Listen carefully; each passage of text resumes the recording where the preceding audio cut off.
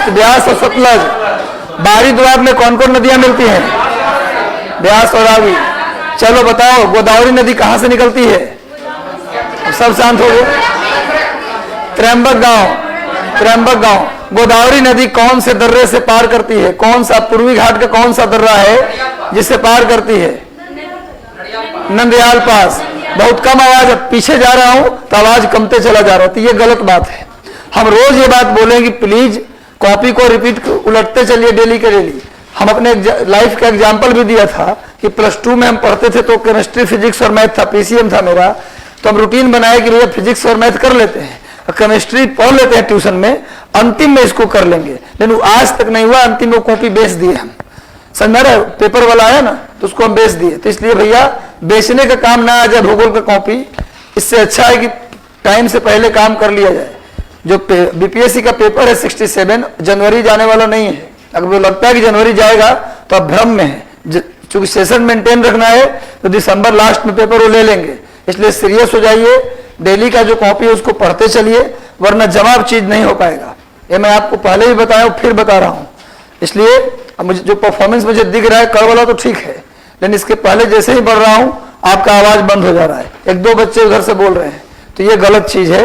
मन लगा के पढ़िए, रूटीन बना के पढ़िए। 4 बात बताए थे ना जी, एक बनाए थे रूटीन, और दूसरा बनाए थे रिवीजन, और 2 सी बताए थे, विश्वास, कॉन्फिडेंस, और दूसरा कमिटमेंट। ये 4 बात याद रखिए।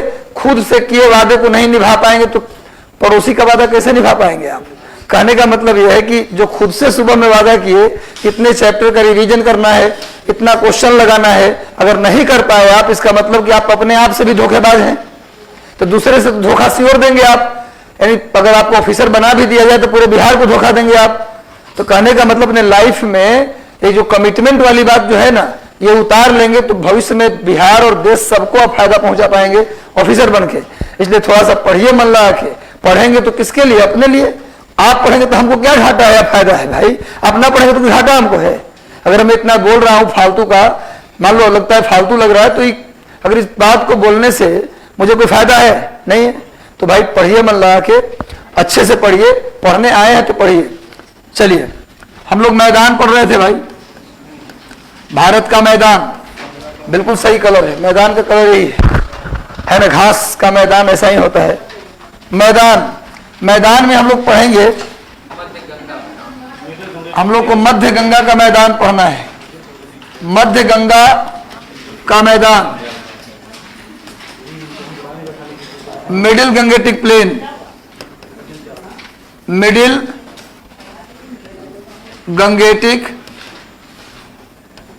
प्लेन। कुछ लोगों का कल कंप्लेन था कि सर अंग्रेजी में भी बोल दिया कीजिए, तो अंग्रेजी में कल कोई टर्म में दिक्कत था क्या? कहीं जहां दिक्कत लगे ना कि सर यहां अंग्रेजी बोल के नहीं निकले, वहां एक बार बोल भी दीजिएगा कि सर इंग्लिश में भी इसको बता दीजिए। हम तो प्रारंभ में ही कहा था कि भाई खुद तक अभी अंग्रेजी बोल के निकल गया तो हिंदी वाले भी बोल दें कि सर हिंदी लिखवा दीजिए, या हिंदी बोल के निकल गया तो अंग्रेजी वाले बोल दें कि सर अंग्रेजी बोल दीजिए। चूंकि आपको समझ में आए तभी ना हमारे पढ़ाने का फायदा है। इतना देर हम बोलेंगे, इसका फायदा कब है? जब आपको समझ में पूरी बात आएगा। तो अंग्रेजी हिंदी का कोई मैटर नहीं है। मध्य गंगा का मैदान लिखिए विस्तार इसका, लिखिए इसका विस्तार, इसका विस्तार, इसका विस्तार पूर्वी उत्तर प्रदेश, ईस्ट उत्तर प्रदेश, एक्सपेंशन में लिख दीजिए आप लोग। इसका विस्तार east UP plus west Bihar, इसका विस्तार पूर्वी उत्तर प्रदेश और पश्चिमी बिहार में है। इसका विस्तार पूर्वी उत्तर प्रदेश और पश्चिमी बिहार में है। यानी इस मैदान का विस्तार कहां पर है? पूर्वी उत्तर प्रदेश और पश्चिमी बिहार में है। एक्सपेंशन पूछा जाए कहां कहां इसका है भाई, फैलाव कहां कहां है, तो क्या बोलेंगे? मध्य गंगा के मैदान का फैलाव पूरा पूर्वी उत्तर प्रदेश, यानी आप कह सकते हैं कि इलाहाबाद से लेकर के मुगल सराय तक, और मुगल सराय से लेकर के बक्सर तक, आरा तक की बात आप कर सकते हैं। बक्सर और आरा तक की बात, या पटना तक मैक्सिमम आप आ सकते हैं। तो पटना तक का जो हिस्सा है किसमें आ जाएगा? मध्य गंगा के मैदान में। लिखिए इस क्षेत्र में नदियां, इस क्षेत्र में रिवर्स क्या बनाती है? River form meander. इस क्षेत्र में नदियां विसर्प बनाती हैं। इस क्षेत्र में नदियां विसर्प बनाती हैं। इस क्षेत्र में नदियां क्या बनाती हैं? विसर्प। इस क्षेत्र में नदियां विसर्प बनाती हैं। लिखिए river formed meander in this area. लिखिए मिएंडर, मिएंडर का मतलब होता है विसर्प। विसर्प का मतलब नदियां जो टेढ़े मेढ़े घुमावदार रास्ते से बहती है, इसी को विसर्प कहा जाता है। नदियां टेढ़े मेढ़े घुमावदार रास्ते से बहती है, इसी को क्या बोला जाता है? विसर्प। ये विसर्प है। नदियां इस क्षेत्र में क्या बनाती है? विसर्प बनाती है। इस मैदान में नदियां विसर्प बनाती है। विसर्प का मतलब पूछा जाए, मिएंडर का मतलब होता क्या है? अगर आपसे पूछा जाए कि नदी जो अंग्रेजी के एस आकार में बहती है, उसी को क्या बोला जाता है? मिएंडर। अब सुन लो थोड़ा सा बात, रटना नहीं है। देखो, मान लेते नदियां ऐसे बह रही थी, ये तो हो गया मिएंडर। मिएंडर मतलब जो एस आकार में नदी बहती है, उसी को क्या बोला जाता है? मिएंडर। जब हम आपको नदी निर्मित स्थलाकृति पढ़ाएंगे, आपने सुना होगा कि नदी से बना हुआ स्थलाकृति, पवन से बना हुआ स्थलाकृति, यानी रिवर टोपोग्राफी, विंड टोपोग्राफी, या फिर सुना होगा ग्लेशियर टोपोग्राफी, यानी हिमनद से निर्मित स्थलाकृतियां, या समुद्र की लहरों से निर्मित स्थलाकृतियां आपने सुना होगा। सभी नदी भी क्या करती है? कई सारी आकृतियों का निर्माण करती है, जिसमें आपने सुना है जलोढ़ पंख, जलोढ़ शंकु। क्लियर है? इसके बाद बाढ़ का मैदान, तटबंध, है ना, पॉट होल, कई सारे चीजों का निर्माण नदियां करती हैं। तो इस तरह के आकार को बोलते हैं मिएंडर। लेकिन नदी अपने घुमावदार रास्ते में घूमते घूमते होता क्या है, कितना ज्यादा घूम जाती है कि मिट्टी का जमाव जहां से मुड़ती है ना, वहीं पर मिट्टी का जमाव हो जाता है। क्या होता है कि इतना ज्यादा मैदानी क्षेत्र में इतना ज्यादा नदी मिट्टी का कटाव कर लेती है कि घूमते घूमते अपने घुमावदार रास्ते के बीच में ही इस कॉर्नर पे मिट्टी का क्या कर लेती है? जमाव। अब फिर नदी सीधा चलने लगती है। समझ में आ रहा है बात? क्योंकि जब यहाँ मिट्टी का जमाव हो जाएगा, नदी अंदर जा पाएगी? नहीं जा पाएगी। जहां से नदी घूम रही थी, वहां मिट्टी का क्या कर देगी? जमाव कर देगी। तो फिर क्या होगा? नदी सीधा बहने लगेगी। क्वेश्चन आता है ना कि नदियां अपनी रास्ता समय समय पर बदलती रहती है। नदियां क्या करती हैं? एक समय था कि यमुना नदी जाके बंगाल की खाड़ी में मिलती थी, और आज यमुना नदी गंगा जी में इलाहाबाद में मिल जाती है। तो नदी अपना रास्ता बदलती रहती है। तो पहले इस रास्ते में इतना दूर घूम कर जाती थी, अब सीधा नदी प्रवाहित होने लगी। तो ये जो पुराना रास्ता है, इसमें कभी कभी पानी भर जाता है। ये पुराने रास्ते में बरसात का पानी भर जाता है, तो देखने में झील जैसा लगेगा। कैसा लगेगा देखने में? झील जैसा। और गाय का खूर आपने देखा है? गाय का खूर, तो इसको गोखुर झील भी कहते हैं। इस तरह के बने झील को ऑक्सबो लेक कहते हैं अंग्रेजी में। अंग्रेजी में क्या बोलते हैं? ऑक्सबो लेक, और हिंदी में बोलते हैं गोखुर झील। गोखुर, या हिंदी के लोग इसको छाड़न झील भी कहते हैं। छाड़न का मतलब छोड़ा हुआ झील। नदी जिस रास्ते को छोड़कर हट गई, उस रास्ते में पानी जमा हो जाता है, इसी को बोलते हैं गोखुर झील। क्या बोलते हैं? गोखुर झील। क्लियर है? समझ में आ रहा है बात? तो लिख लीजिए, इस क्षेत्र में इस फोटो को बना सकते हैं आप। इस चित्र को आप मिएंडर बना लीजिए, और मिएंडर के बाद इस चित्र को बना लीजिए। समझ में? नाम तो सुना होगा ऑक्सबो लेक का, गोखुर झील का नाम तो सुना होगा। अंग्रेजी में ऑक्सबो लेक और हिंदी में गोखुर झील या छाड़न झील। इस तरह के झील को क्या बोलते हैं? गोखुर झील या छाड़न झील के नाम से जानते हैं। इसी झील को पटना के निकट क्या बोला जाता है? जल्ला। पटना के निकट इसी झील को क्या बोला जाता है? छल्ला नहीं, जल्ला। जल्ला। इसी झील को पटना के निकट जल्ला और मोकामा के निकट टाल कहा जाता है। मोकामा के निकट टाल कहा जाता है। टाल लिख लीजिए। इसी झील को, इसी गोखुर झील को, this oxbow lake is known as Jalla near Patna. इसी झील को पटना के निकट क्या कहते हैं? जल्ला। कभी सुना है पटना के निकट जल्ला? मैं तो कभी नहीं सुना, पता नहीं बोला जाता है, लेकिन इसी झील को पटना बोला जाता है। पटना के निकट क्या बोलते हैं? जल्ला, और मोकामा के निकट टाल कहते हैं। इसी झील को मोकामा के निकट क्या बोलते हैं? सुना होगा आपने, मोकामा टाल। सुना है? सुना तो होगा मोकामा टाल। टाल तो सब सुने होंगे, है ना, जहां पर पहले काफी लूटपाट होता था, क्राइम बहुत ज्यादा होता था। तो मोकामा टाल, मोकामा में इसी झील को क्या बोलते हैं? टाल, और पटना के निकट इसी झील को क्या बोलते हैं? जल्ला। तो क्वेश्चन आ जाए कि मध्य गंगा के मैदान में आपको क्या देखने को मिलेगा? ज्यादातर नदियों में विसर्प देखने को मिलेगा, और साथ में आपको क्या मिलेगा? वहां पर गोखुर झील देखने को मिलेगा। उस गोखुर झील को पटना के निकट क्या बोलते हैं? जल्ला। और मोकामा के निकट क्या बोलते हैं? ताल। एकदम क्लियर है। आगे पॉइंट लिखिए। लिखिए इस मैदान में फसल लिख लीजिए, क्रॉप। क्रॉप लिख करके डैश दे दीजिए, क्रॉप। इस मैदान में कौन कौन सी फसलें होती हैं?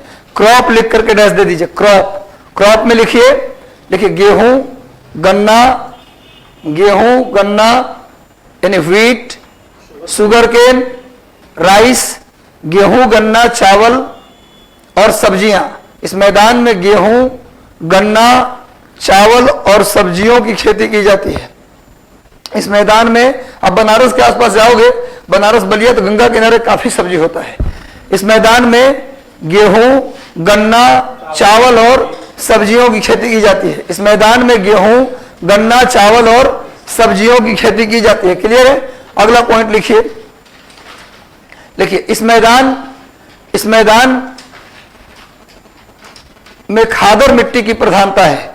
इस मैदान में खादर मिट्टी की प्रधानता है। खादर सॉइल, खादर को अंग्रेजी में भी खादर ही कहते हैं, खादर।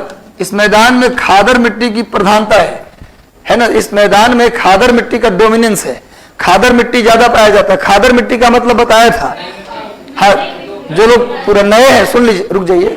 जो लोग नए हैं उनके लिए बता दूं कि देखो जहां पहले बाढ़ आता था लेकिन अब बाढ़ नहीं आता, तो वहां की मिट्टी धीरे धीरे पुरानी हो जाती है, तो उसी को बोलते हैं बांगर, पुरानी। ऐसी मिट्टी, नदी द्वारा लाई गई ऐसी मिट्टी जहां पहले बाढ़ आता था लेकिन अब बाढ़ नहीं आता, तो जो नदी द्वारा लाई गई मिट्टी है वो पुरानी हो जाएगी धीरे धीरे, तो उसे बांगर कहते हैं।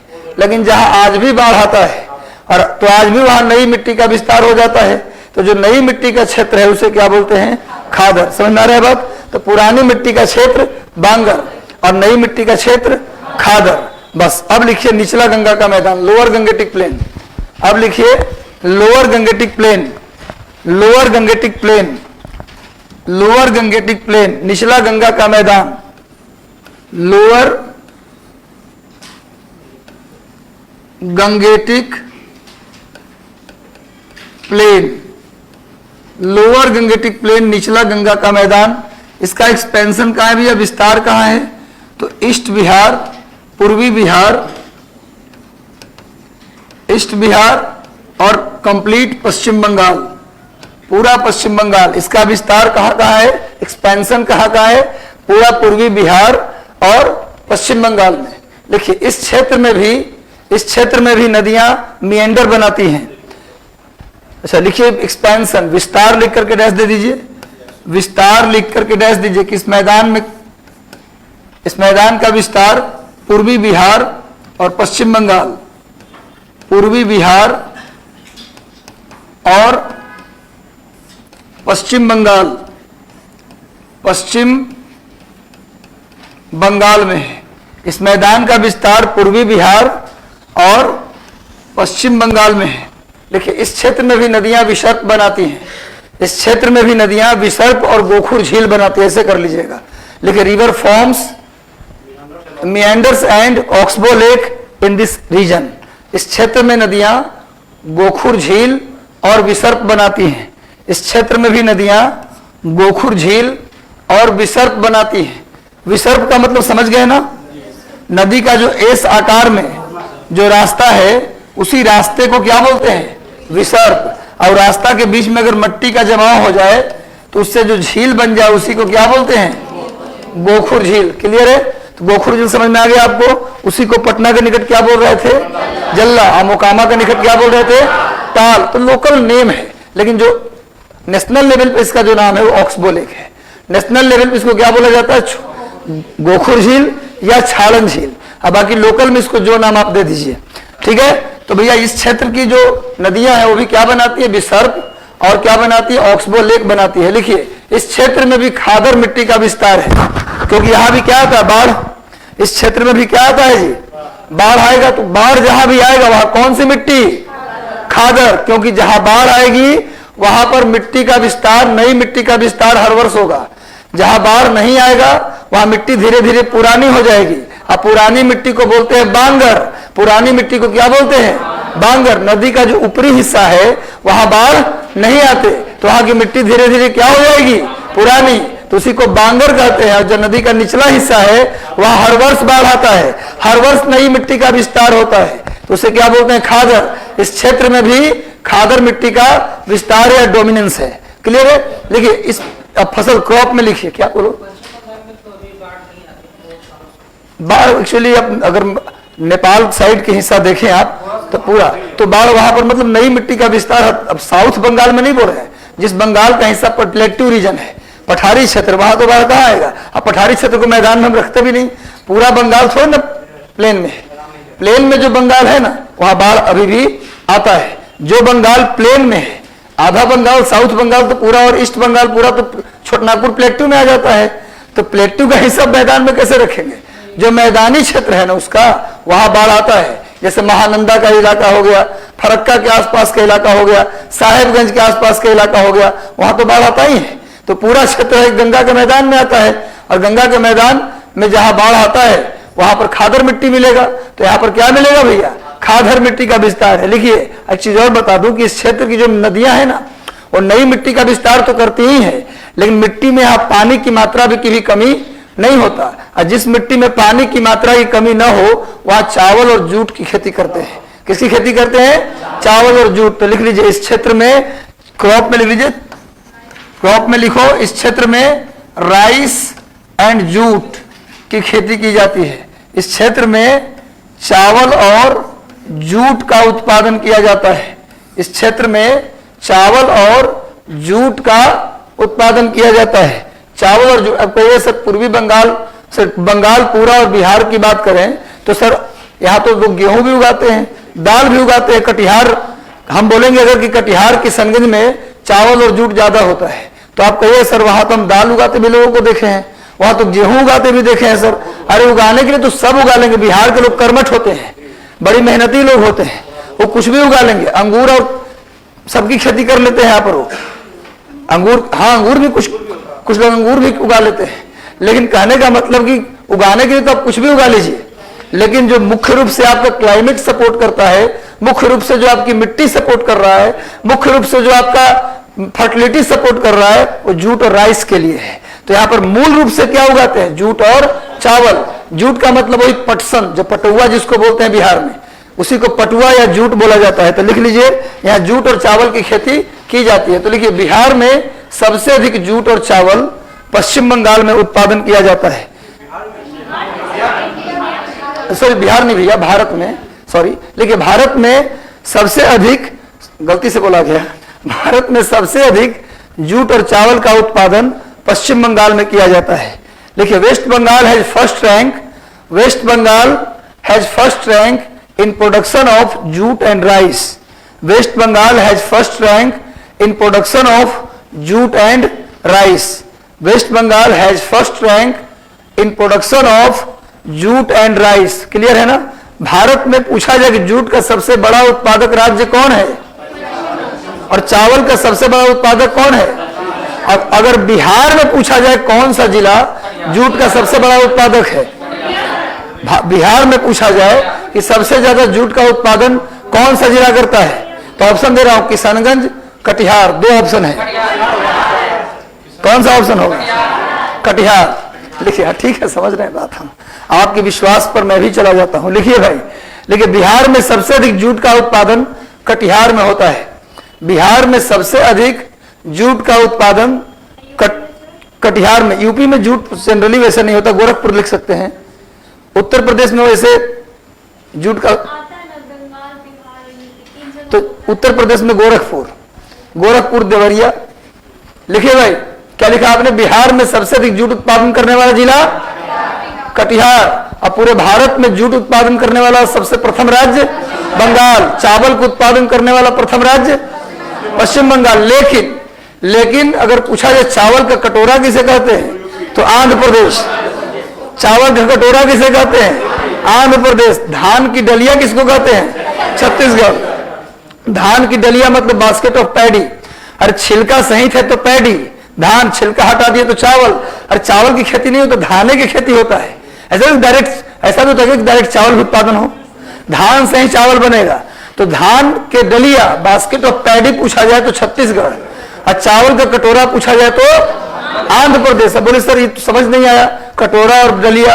अरे भाई आंध्र प्रदेश में चावल ज्यादा होता नहीं है, 80% लोग वहां के जो है वो चावल खाते हैं। कटोरा कहने का मतलब कटोरा में उत्पादन किया जाता है क्या? कटोरा में खाया जाता है ना जी। तो जहां पर चावल अधिकांश लोग खाते हैं उसे क्या बोला जाता है? चावल का कटोरा। आंध्र प्रदेश के 80% से अधिक लोग क्या खाते हैं? चावल और चावल का बना हुआ सामान, इसलिए आंध्र प्रदेश को चावल का कटोरा।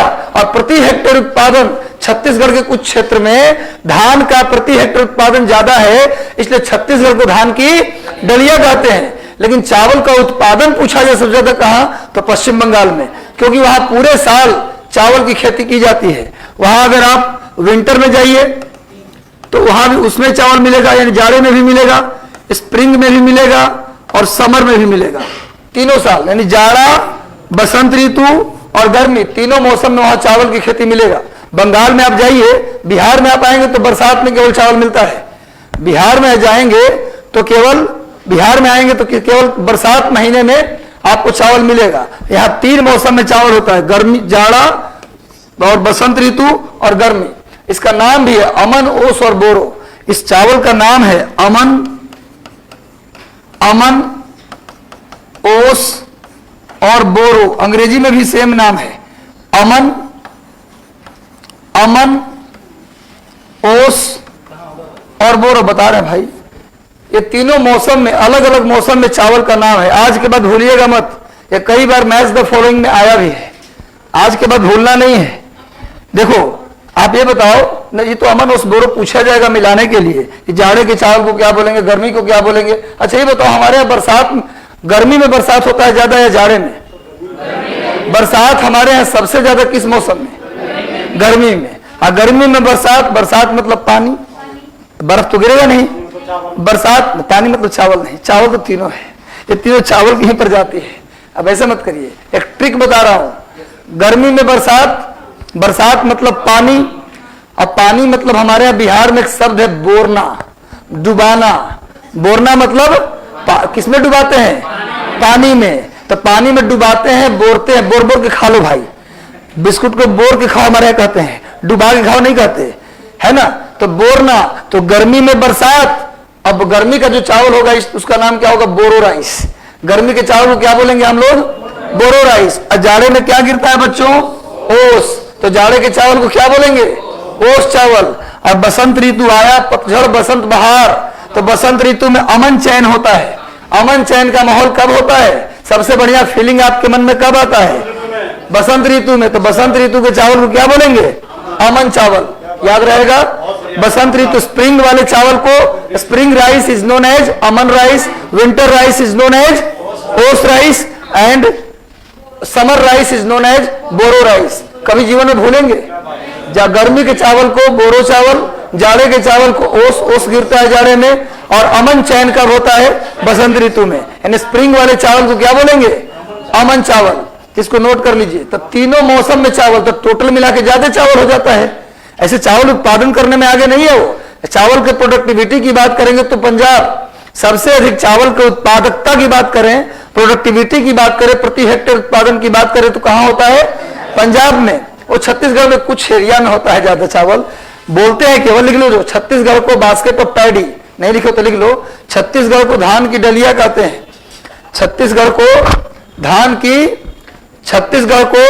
धान की डलिया कहा जाता है। छत्तीसगढ़ को धान की डलिया, बास्केट ऑफ पैडी कहा जाता है। आंध्र प्रदेश को चावल का कटोरा कहा जाता है। आंध्र प्रदेश को चावल का कटोरा क्यों कहते हैं? क्योंकि वहां के ज्यादातर लोग चावल खाते हैं। और तीसरा बात क्या बतलाया आप लोग? सबसे ज्यादा चावल कहां होता है? पश्चिम बंगाल में। West Bengal has first rank in production of rice. Rice के प्रोडक्शन में वेस्ट बंगाल का कहवा स्थान है? पहला। वहां 3 मौसम में चावल होता है। गर्मी के चावल को बोरो चावल, समर राइस को बोरो राइस, और विंटर राइस को ओस राइस एंड स्प्रिंग राइस को अमन राइस के नाम से जानते हैं। मुझे विश्वास है कि आप लोग लिख लिए होंगे। चलिए, हो गया काम। अब लिखिए असम और ब्रह्मपुत्र का मैदान। अब तीनों चावल की कुछ प्रजाति है जिसको कुछ चावल ऐसे हैं जिसको पानी की ज्यादा आवश्यकता है। अब कुछ चावल ऐसे हैं जिसमें पानी की कम आवश्यकता होती है, एवरेज पानी में भी काम चल जाता है। तो कुछ चावल ऐसे हैं जो एवरेज पानी से काम चला लें तो जाड़ा में और बसंत ऋतु में उगा लेते हैं लोग। क्योंकि बंगाल के लोग अगर कहा जाए तो चावल मछली भात, अगर कोई बंगाली बाबू है, कोई बड़ा ऑफिसर है, उससे काम कराना है तो पहले क्या कीजिए, नहीं कुछ काम मत बताइए, 4-5 दिन उसको मछली भात खिलाइए और उसके बाद बोले कि सर एक काम था। अरे शर्मा जी बोलिए ना क्या काम है ना। अगर रोटी खिला दी, रोटी मछली, तो नहीं आएगा आपके यहाँ। तो बंगाली मछली भात पसंद है उसको, काम कराने से पहले 5 दिन उसको खिलाइए मछली भात, उसके बाद अपना काम बताइए, फिर अपना काम करेगा वो। कटक में, अच्छा ये भी लिखवा देते, देखिए central rice research institute Cuttack में है। देखिए चावल अनुसंधान संस्थान की बात करेंगे, रिसर्च सेंटर की बात करेंगे तो कहाँ है, कटक में। लिखो central rice research institute Cuttack. लेकिन अगर उसका जेनेटिकल, जैसे उसका डेवलपमेंट की बात करें, अगर राइस रिसर्च के बाद उसमें जेनेटिकल चीज को ऐड कर दे तो हैदराबाद में। लिखिए central rice research institute, central rice research institute simply पूछे तो कहाँ है, कटक में। और सुनिए इंटरनेशनल राइस रिसर्च इंस्टीट्यूट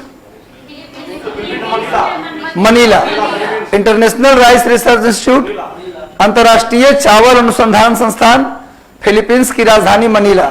लेकिन केंद्रीय चावल अनुसंधान संस्थान कटक, केंद्रीय चावल अनुसंधान संस्थान कटक, और इंटरनेशनल यानी अंतर्राष्ट्रीय चावल अनुसंधान संस्थान मनीला, याद रहेगा।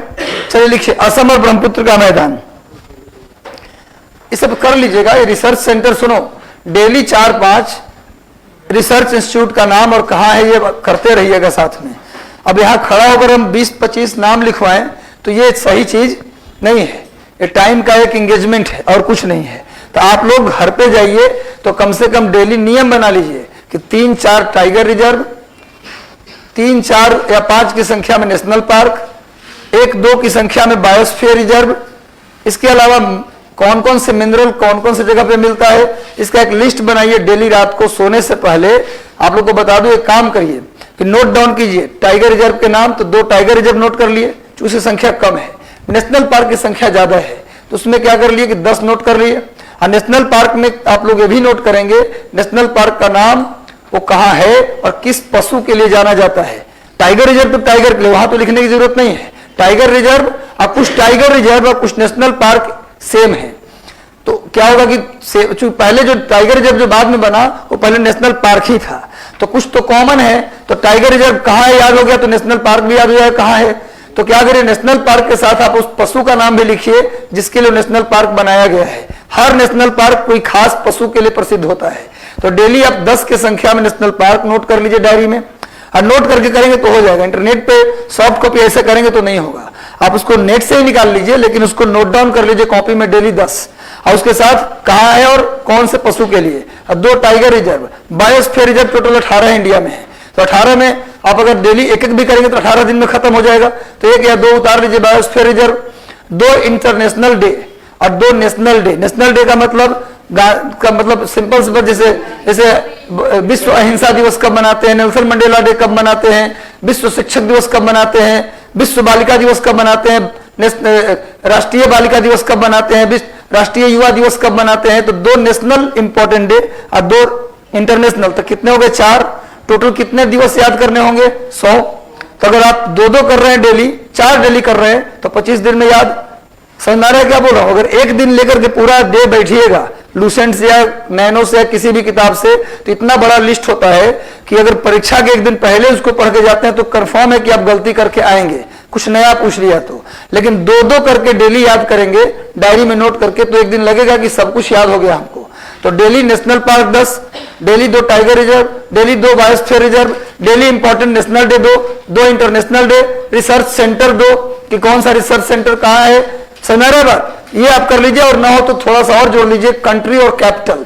कंट्री कौन सी कंट्री, अब बांग्लादेश की राजधानी मत नोट कर लीजिए जो आपको याद है, और उसको भी गिनिए कि आज 10 गो देश की राजधानी याद कर लिए, वैसे नहीं। जो देश आपको याद नहीं उसका कैपिटल और कौन नदी के किनारे है, कंट्री कैपिटल और किस नदी के किनारे, उसको भी उसी डायरी में सोने से पहले नोट कर लीजिए। ये और करेंसी अगर कर सकते तो करेंसी भी कर लीजिए, आपकी मर्जी है, करेंसी उतना ज्यादा इंपॉर्टेंट नहीं है। इसके अलावा कुछ पॉलिटी से भी ले लीजिए, पॉलिटी में 2 या 3 आर्टिकल ले लीजिए, 2-3 अमेंडमेंट ले लीजिए, एक दो अनुसूची शेड्यूल ले लीजिए।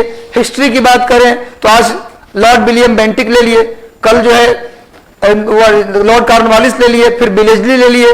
संज्ञानावाद कैसे करना है, आप इस तरीके से अगर होमवर्क लेके डेली पेज पर नोट कर ले, रात में सोने से पहले, और कह दें कि अगले दिन हम इसको स्पेशली नहीं पढ़ेंगे, अगले दिन स्पेशल टाइम देकर इस चीज को हम नहीं पढ़ेंगे, बल्कि इसको हम जहां जहां खाली वक्त हमको मिलेगा इस पेज को एक बार दो बार पढ़ लेंगे। तो हर इंसान के लाइफ में दिन में करीब 15 या 20 बार ऐसा आता है पूरे दिन भर में जब वो 10-10 मिनट के लिए खाली होता है, जब वो कुछ कर नहीं पाता, ऑटो में बैठा है या फिर क्लास में टीचर को आना है, उस समय उसको वेट करना पड़ गया, तो उन समय में उसको आप पेज को बार बार दोहरा लीजिए। एंड दिन भर में 15 मौके मिलेंगे आपको दोहराने का, तो 15 बार उन चीजों को पढ़ ले तो आपको याद नहीं हो जाएगा।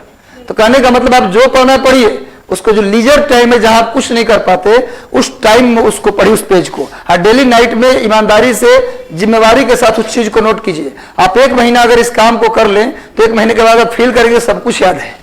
अब बिना मेहनत के तो ये काम करिए, हो जाएगा। इसे एक नया तरीका बताओ काम करने का। लिखिए असम और ब्रह्मपुत्र का मैदान, असम और ब्रह्मपुत्र का मैदान, असम और ब्रह्मपुत्र का मैदान। देखिए इसका विस्तार असम राज्य में है, इसका विस्तार असम राज्य में है, इसका विस्तार असम राज्य में है। इस एक्सपेंशन में लिखिए असम। लिखिए इस मैदान का निर्माण ब्रह्मपुत्र नदी के द्वारा किया गया है। इस मैदान का निर्माण, this plain formed by Brahmaputra river, main Assam ही है मेन। लेकिन इस मैदान का निर्माण ब्रह्मपुत्र नदी के द्वारा किया गया है। इस मैदान का निर्माण ब्रह्मपुत्र नदी के द्वारा किया गया है। This plain formed by Brahmaputra river, this plain formed by Brahmaputra river. इस मैदान का निर्माण ब्रह्मपुत्र नदी के द्वारा किया गया है। अब सुनिए इस मैदान में ज्यादातर क्या मिलता है, इस मैदान में सुनो गोखुर झील तो मिलता ही है, लेकिन साथ साथ इस मैदान में जहां तहां नदी में आइलैंड भी मिलता है, यानी रिवर आइलैंड। लिखिए लिखिए लिखो maximum river, maximum river island, maximum river island, maximum river island found in this plain, maximum river island found in this plain. अधिकतम नदी द्वीप इस मैदान में पाया जाता है, अधिकतम नदी द्वीप इस मैदान में पाया जाता है, अधिकतम नदी द्वीप इस मैदान में पाया जाता है। एक लाइन और लिख लीजिए, दुनिया की सबसे बड़ी नदी द्वीप माजुली, दुनिया की सबसे बड़ी नदी द्वीप माजुली, दुनिया की सबसे बड़ी नदी द्वीप माजुली, दुनिया की सबसे बड़ी नदी द्वीप माजुली इसी मैदान में पाया जाता है। लिख लीजिए largest river island in world, largest river island in world Majuli, Majuli, largest river island in world Majuli, situated in this plain, situated in this plain. इस लिखिए विश्व की सबसे बड़ी नदी द्वीप माजुली इसी मैदान में स्थित है। नोट कर लिए। आपको बता दें कि 2016 से पहले तक जो Guinness book of world record है वो दुनिया की सबसे लंबी सबसे बड़ी रिकॉर्ड कायम करता है। कोई व्यक्ति तो कहां उसका नाम दर्ज होता है, कोई व्यक्ति या कोई स्थान जब रिकॉर्ड कायम करता है तो उसका नाम दर्ज होता है Guinness book of world record में। तो 2016 से पहले तक अमेजन नदी में एक रिवर आइलैंड था जिसका नाम था डी मराजो, जिसका नाम था डी मराजो, डी मराजो, डी मराजो। यह अमेजन नदी द्वारा बनाया गया है, अमेजन नदी द्वारा बनाया गया नदी द्वीप है। अमेजन नदी वही जो मुख्यतः ब्राजील में बहती है। दुनिया की सबसे बड़ी नदी का नाम क्या है, अमेजन। दुनिया की सबसे लंबी नदी नील है, लेकिन दुनिया की अगर रिवर का बेसिन की बात करें, सबसे चौड़ी नदी की बात करें तो कौन सी है, अमेजन। दुनिया की लंबी नदी नील, लेकिन सबसे बड़ी नदी की बात करें तो अमेजन। तो अमेजन नदी में एक आइलैंड था, नदी द्वीप था जिसका नाम था डी मराजो। 2016 तक इसी आइलैंड का नाम Guinness book of world record में दर्ज था, दुनिया के सबसे बड़े रिवर आइलैंड के रूप में, दुनिया के सबसे बड़े नदी द्वीप के रूप में। 2016 तक गिनीज बुक वाले क्या मानते थे कि डी मराजो दुनिया का सबसे बड़ा रिवर आइलैंड है, लेकिन माजुली वालों ने चैलेंज किया कि आप एक बार दोबारा मेजर कीजिए, मुझे लगता है कुछ छोटा है हमसे। तो दोबारा मेजरमेंट किया गया तो डी मराजो से बहुत अधिक मिल गया माजुली का आइलैंड। माजुली का जो एरिया था इससे कई गुना ज्यादा था, इसलिए फिर इसको 2016 में Guinness book of world record से नाम हटाया गया और किसको शामिल कर लिया गया, माजुली को। तो Majuli Guinness book of world record में कब शामिल हुआ? 2016 में। और 2016 माजुली के लिए बड़ा भाग्यशाली साल था, क्योंकि 2016 में ही जिला बना था ये। माजुली जो था पहले विधानसभा क्षेत्र था, माजुली एक लेजिस्लेटिव एरिया था, विधानसभा क्षेत्र था, वहीं से चुनाव जीते थे वहां के मुख्यमंत्री सर्बानंद सोनोवाल। अभी हेमंता बिश्व शर्मा वहां के मुख्यमंत्री हैं। असम के मुख्यमंत्री कौन है? हेमंत बिश्व शर्मा। तो वो व्यक्ति अब बने हैं। पहली बार बीजेपी की सरकार बनी थी असम में, पूरे नॉर्थ ईस्ट में पहली बार बीजेपी की सरकार असम में ही बना है। नॉर्थ ईस्ट में तो कई राज्यों में वो है, लेकिन पहली बार नॉर्थ ईस्ट में अगर कहीं बीजेपी की जीत हुई थी तो असम में। और मुख्यमंत्री बने थे सर्बानंद सोनोवाल। वो चुनाव जीते थे माजुली से, तो माजुली वालों को प्रॉमिस किया था कि मैं जिला बना दूंगा। तो जैसे ही मुख्यमंत्री बनते हैं उन्होंने माजुली को, विधानसभा क्षेत्र तो था ही, उसे डिस्ट्रिक्ट घोषित करवा दिया। यानी माजुली असम का 35वां जिला बना। माजुली असम का कितवां जिला बना था? 2016 में 35वां जिला। यानी असम में टोटल अभी कितने जिले हो गए? 35। माजुली को मिलाकर असम में कितने जिले हो गए? 35 जिले हो गए। और बहुत इंपॉर्टेंट बात यह है कि माजुली जो है भारत का पहला, पूरे भारत का पहला आइलैंड डिस्ट्रिक्ट है और एकमात्र आइलैंड डिस्ट्रिक्ट है। आइलैंड के फॉर्म में इंडिया का कोई डिस्ट्रिक्ट नहीं है, यानी द्वीप के फॉर्म में भारत का आज तक कोई डिस्ट्रिक्ट नहीं था। पहला डिस्ट्रिक्ट माजुली है जो आइलैंड के फॉर्म में है। तो लिख लीजिए, Majuli becomes 35th district of Assam. Majuli becomes 35th district of Assam in 2016। लिख लीजिए, Majuli becomes 35th district of Assam in 2016। Majuli 2016 में असम का 35वां जिला बना। माजुली 2016 में असम का 35वां जिला बना। माजुली 2016 में असम का 35वां जिला बना। और लिख लीजिए एक पॉइंट और, Majuli is first island district of India. Majuli is first island district of India. Majuli is first island district of India. Majuli Bharat का पहला द्वीपीय जिला है। माजुली भारत का पहला द्वीपीय जिला है। Majuli is first island district of India. Majuli Bharat का पहला और एकमात्र द्वीपीय जिला है। माजुली भारत का पहला और एकमात्र द्वीपीय जिला है। क्लियर है?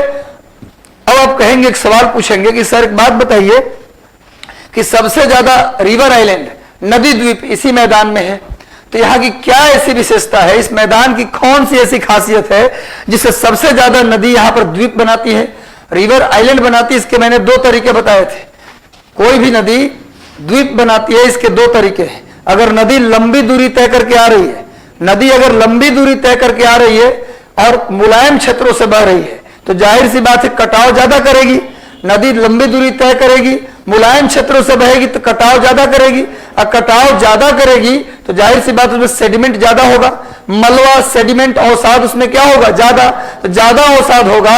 नदी में के पानी में अगर मिट्टी की मात्रा अधिक हो जाए तो जहां नदी की स्पीड कम होगा उस मिट्टी को वहीं वो क्या कर देगी? धो नहीं पाएगी, वहीं जगह जगह पे जमा कर देगी। तो मिट्टी के जमाव होता जाएगा और जमा होने से समय के बाद उसके चारों तरफ से पानी निकलने लगेगी और वो कैसा दिखेगा? आइलैंड जैसा। समझ में आ रहा है बात? तो जो नदी लंबी दूरी तय करे और मुलायम क्षेत्रों से बहे, वो कैसे बनाएगी आइलैंड? बताइए। मिट्टी का जमाव करके, अवसाद का जमाव करके। समझ में आ रहा है ना? सबको क्लियर है ना कि कोई भी नदी लंबी दूरी तय करेगी तो जाहिर सी बात उसमें बहुत ज्यादा सेडिमेंट होगा, कटा हुआ मिट्टी ज्यादा होगा। जो 10 किलोमीटर ही चले वो कितना मिट्टी काट लेगी, लेकिन जो 100, 200, 500, 1000 किलोमीटर चल रही है उस नदी में मिट्टी की मात्रा कंपैरेटिवली अधिक होगी। एक तो मुलायम क्षेत्र से बह रही है। लेकिन ऐसी नदी जो दूरी कम तय करे और कठोर चट्टानों से बहे तो वो कैसे बनाएगी आइलैंड? वो तो उसके अंदर तो मिट्टी होगा नहीं। सुन लो ध्यान से, जो नए लोग हैं वो भी सुने, कुछ ऐसा अजूबा बात नहीं बोल रहे हैं कि आपको समझ में नहीं आएगा। तो कहीं भी अगर कोई नदी मुलायम क्षेत्र से बहे और लंबी दूरी तय करे तो क्या करे? काट छांट ज्यादा करेगी, तो उसमें मलबा की मात्रा, मिट्टी की मात्रा ज्यादा होगी, तो मिट्टी के जमाव करके क्या बनाएगी? वो आइलैंड। लेकिन कोई नदी जो कम दूरी तय करे और कठोर चट्टानों से बहे तो रास्ते के चट्टानों को ही काट काट कर क्या करेगी? काट के उसके चारों तरफ, मान लो कि ये नदी है, ये नदी है, नदी के बीच में एक चट्टान आ गया तो नदी इस चट्टान को काट काट करके इसके चारों तरफ से बहने लगेगी, तो क्या बन जाएगा? बाद में चट्टान कैसा दिखेगा? आइलैंड जैसा। यानी कि जब नदी कठोर चट्टानों से बहे तो उसमें चट्टानों को काट कर नदियां बनाती है आइलैंड।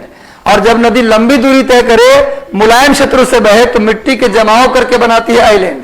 यानी उत्तर भारत की जो नदियां हैं वो मिट्टी का जमाव करके बनाती है आइलैंड। यानी उत्तर भारत की जो नदियां हैं वो मुलायम क्षेत्रों से बहती हैं और लंबी भी होती हैं, तो मिट्टी ज्यादा, तो मिट्टी के जमाव करके जहां तहां आइलैंड बनाएगी। लेकिन जो दक्षिण भारत की नदियां हैं वो प्लेट्यू रीजन यानी पठार से बहती हैं। किससे बहती हैं बच्चों? पठार से। तो कठोर चट्टानों से बहेंगी तो चट्टानों को काट कर बनाएगी आइलैंड। यानी दक्षिण भारत में कावेरी नदी भी क्या बनाती है? नदी द्वीप। और उत्तर भारत के सभी नदियां क्या बनाती है? नदी द्वीप। लेकिन सबसे ज्यादा नदी द्वीप, सबसे ज्यादा रिवर आइलैंड ब्रह्मपुत्र नदी बनाती है। या असम के मैदान की जितनी भी नदियां हैं वो सब कैसे बनाती है भैया? वो सभी नदियां सबसे ज्यादा नदी द्वीप बनाती हैं। इसका वजह क्या है कि नदी समकोण पर मुड़ती है। नदी कहां मुड़ती है भाई? पूछा जाए कि सबसे ज्यादा नदी द्वीप का निर्माण, सबसे ज्यादा नदी द्वीप का निर्माण असम के मैदान में, ब्रह्मपुत्र के मैदान में है। ऐसा क्यों? यहाँ के असम की नदियां दुनिया में, पूरे वर्ल्ड में सबसे अधिक रिवर आइलैंड बनाते हैं। ऐसा क्यों? क्योंकि वहां की नदियां समकोण यानी राइट एंगल पर मुड़ती हैं। सबसे ज्यादा नदी द्वीप का निर्माण कौन करती है? असम की नदियां। तो असम की नदियां क्यों बनाती है सबसे ज्यादा नदी द्वीप? क्योंकि वहां की नदियां राइट एंगल पर मुड़ती है। आप कहें सर राइट एंगल का क्या मतलब है? राइट एंगल में मुड़ने से क्या फायदा उसका है? आप कभी बाइक पे बैठिए, आप बाइक चालक को बोलिए कि आप इसको एकदम अंतिम स्पीड में ले चलो, एकदम लास्ट स्पीड कर दो, अभी ना बताए 90 डिग्री पर मुड़ जाना, तो बाइक वाला तो हो सकता है बच भी जाए। आप ऐसे उठिएगा, बगल में रखा जाइएगा। न्यूटन की गति का पहला नियम, कोई भी वस्तु अपनी अवस्था बनाए रखना चाहती है जब तक उस पर कोई बाहरी बल ना लगे। तो एकाएक लगा दिए बाहरी बल ना, तो वो तो निकल गए, लेकिन आप साइड में रखा जाइएगा। और रखाइएगा तो स्थिति क्या होगी, बात की बात है ना?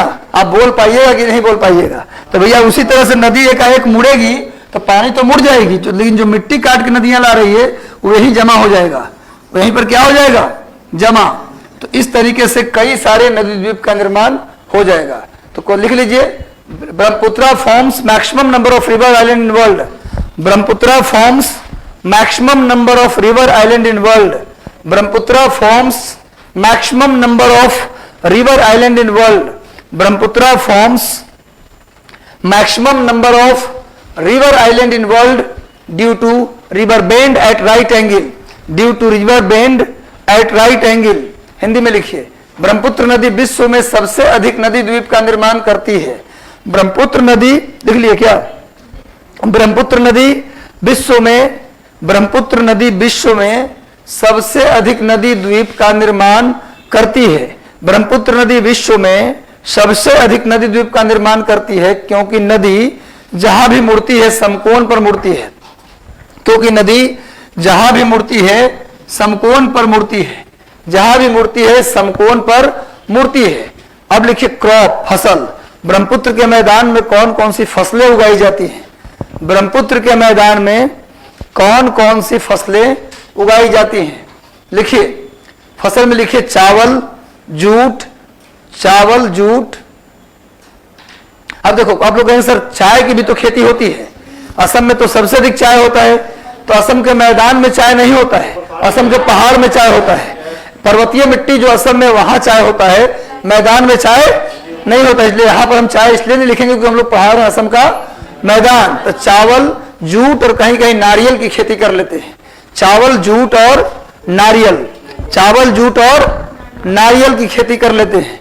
अब देखिए, अब मन में पहले से चल रहा था चाय तो लिखवाएंगे, क्योंकि भारत में सबसे अधिक चाय कहाँ उगाया जाता है? असम में। लेकिन असम में जो चाय होता है पर्वतीय ढलानों पर, ना तो नोट में लिख दो नीचे पर, नीचे में देखिए, असम में चाय पर्वतीय ढलानों पर उगाया जाता है, माउंटेन स्लोप पर उगाया जाता है। T produced in Assam on mountain slope. T produced in Assam on mountain slope. लिखिए, असम में चाय पहाड़ी ढलानों पर उगाया जाता है। असम में चाय पहाड़ी ढलानों पर उगाया जाता है। देखो, आप बोलेंगे सर मैदान में चाय क्यों नहीं उगा सकते?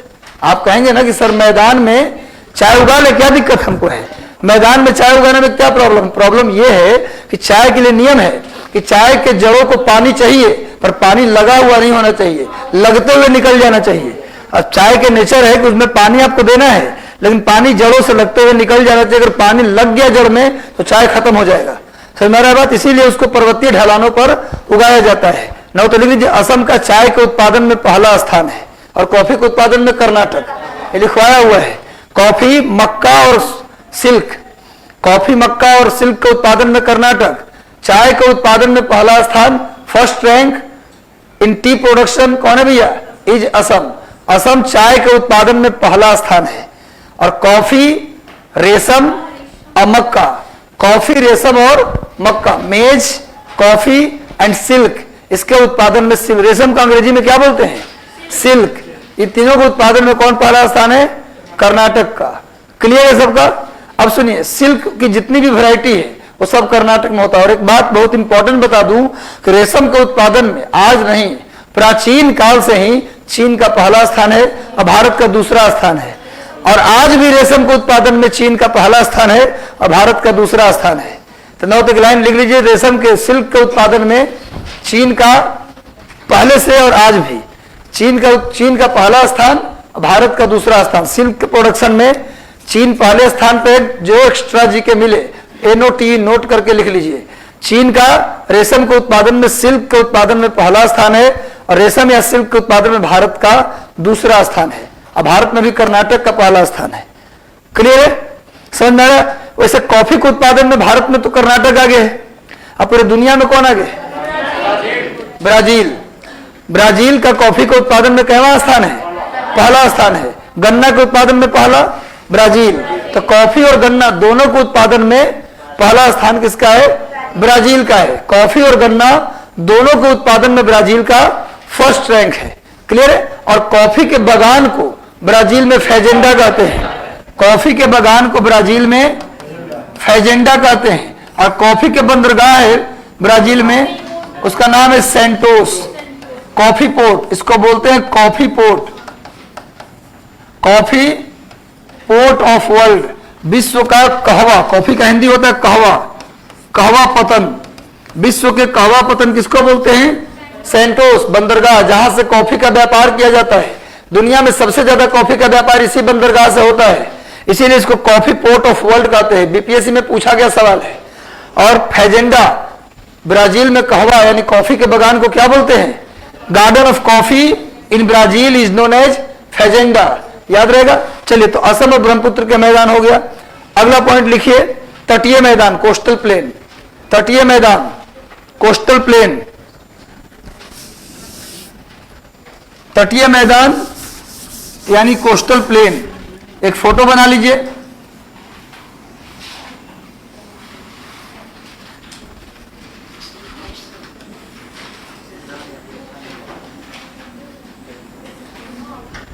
चलिए बना लीजिए। पूर्व, ये तटीय मैदान। अब सुनो मेरी बात, जो तटीय मैदान है वो पूर्वी भाग में चौड़ी है और पश्चिमी भाग में थोड़ा संकीर्ण है, नैरो है। पश्चिमी भाग में क्या है? नैरो है। पूर्वी भाग ज्यादा चौड़ी है और पश्चिमी भाग कम चौड़ी है। कल भी मैंने इसको शुरू किया था तो बताया था कि तटीय मैदान को हम बांटते हैं दो भागों में। पूर्वी तटीय मैदान, इसको बोलते हैं ईस्ट कोस्टल प्लेन, पूर्वी तटीय मैदान, फोटो बना लीजिए। और west coastal plain, west coastal plain यानी कि पश्चिमी तटीय मैदान, पश्चिमी तटीय मैदान। तो इसको हम लोग तटीय मैदान को दो हिस्सा में बांटकर पढ़ेंगे, पूर्वी तटीय मैदान और पश्चिमी तटीय मैदान, ईस्ट कोस्टल प्लेन और वेस्ट कोस्टल प्लेन। आपको पता है कि भारत में 9 राज्य हैं जो समुद्र को छूते हैं। भारत में कितने राज्य समुद्र को छूते हैं? 9 राज्य। अगर क्रम से देखें तो सबसे उत्तर में बंगाल, बंगाल के बाद उड़ीसा, उड़ीसा के बाद आंध्र प्रदेश, फिर तमिलनाडु, उसके बाद केरला, तब कर्नाटक, गोवा, महाराष्ट्र और गुजरात। कुल 9 राज्य हैं। वहां परीक्षा में गिनने का वक्त नहीं होता, इसलिए आप पहले ही याद कर लीजिए। हैं? अच्छा, हाँ, तटरेखा पढ़ाएंगे हम। क्लियर है आपको? तो लिख लीजिए आप लोग, आप लिखवा देंगे, टेंशन मत लीजिए। लिखिए भाई, ये तो बना लिया आपने। एक लाइन लिखिए, पूर्वी तटीय मैदान पश्चिमी तटीय मैदान की तुलना में अधिक चौड़ी है। पूर्वी तटीय मैदान पश्चिमी तटीय मैदान की तुलना में अधिक चौड़ी है। East coastal plain is more wider than, जैसे मोर वाइड देन, या जैसे लिख सकते हैं east coastal plain is wider than west coastal plain. East coastal plain is wider than west coastal plain. Hindi में लिखिए, पूर्वी तटीय मैदान पश्चिमी तटीय मैदान की तुलना में अधिक चौड़ी है। पूर्वी तटीय मैदान पश्चिमी तटीय मैदान की तुलना में अधिक चौड़ी है। लिख लिए, पूर्वी तटीय मैदान पश्चिमी तटीय मैदान की तुलना में अधिक चौड़ी है। क्यों चौड़ी है भैया? लिखिए, क्योंकि पूर्वी तटीय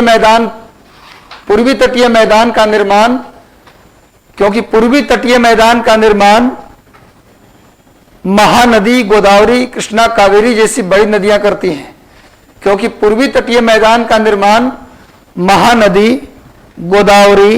महानदी गोदावरी कृष्णा कावेरी जैसी बड़ी नदियां करती हैं।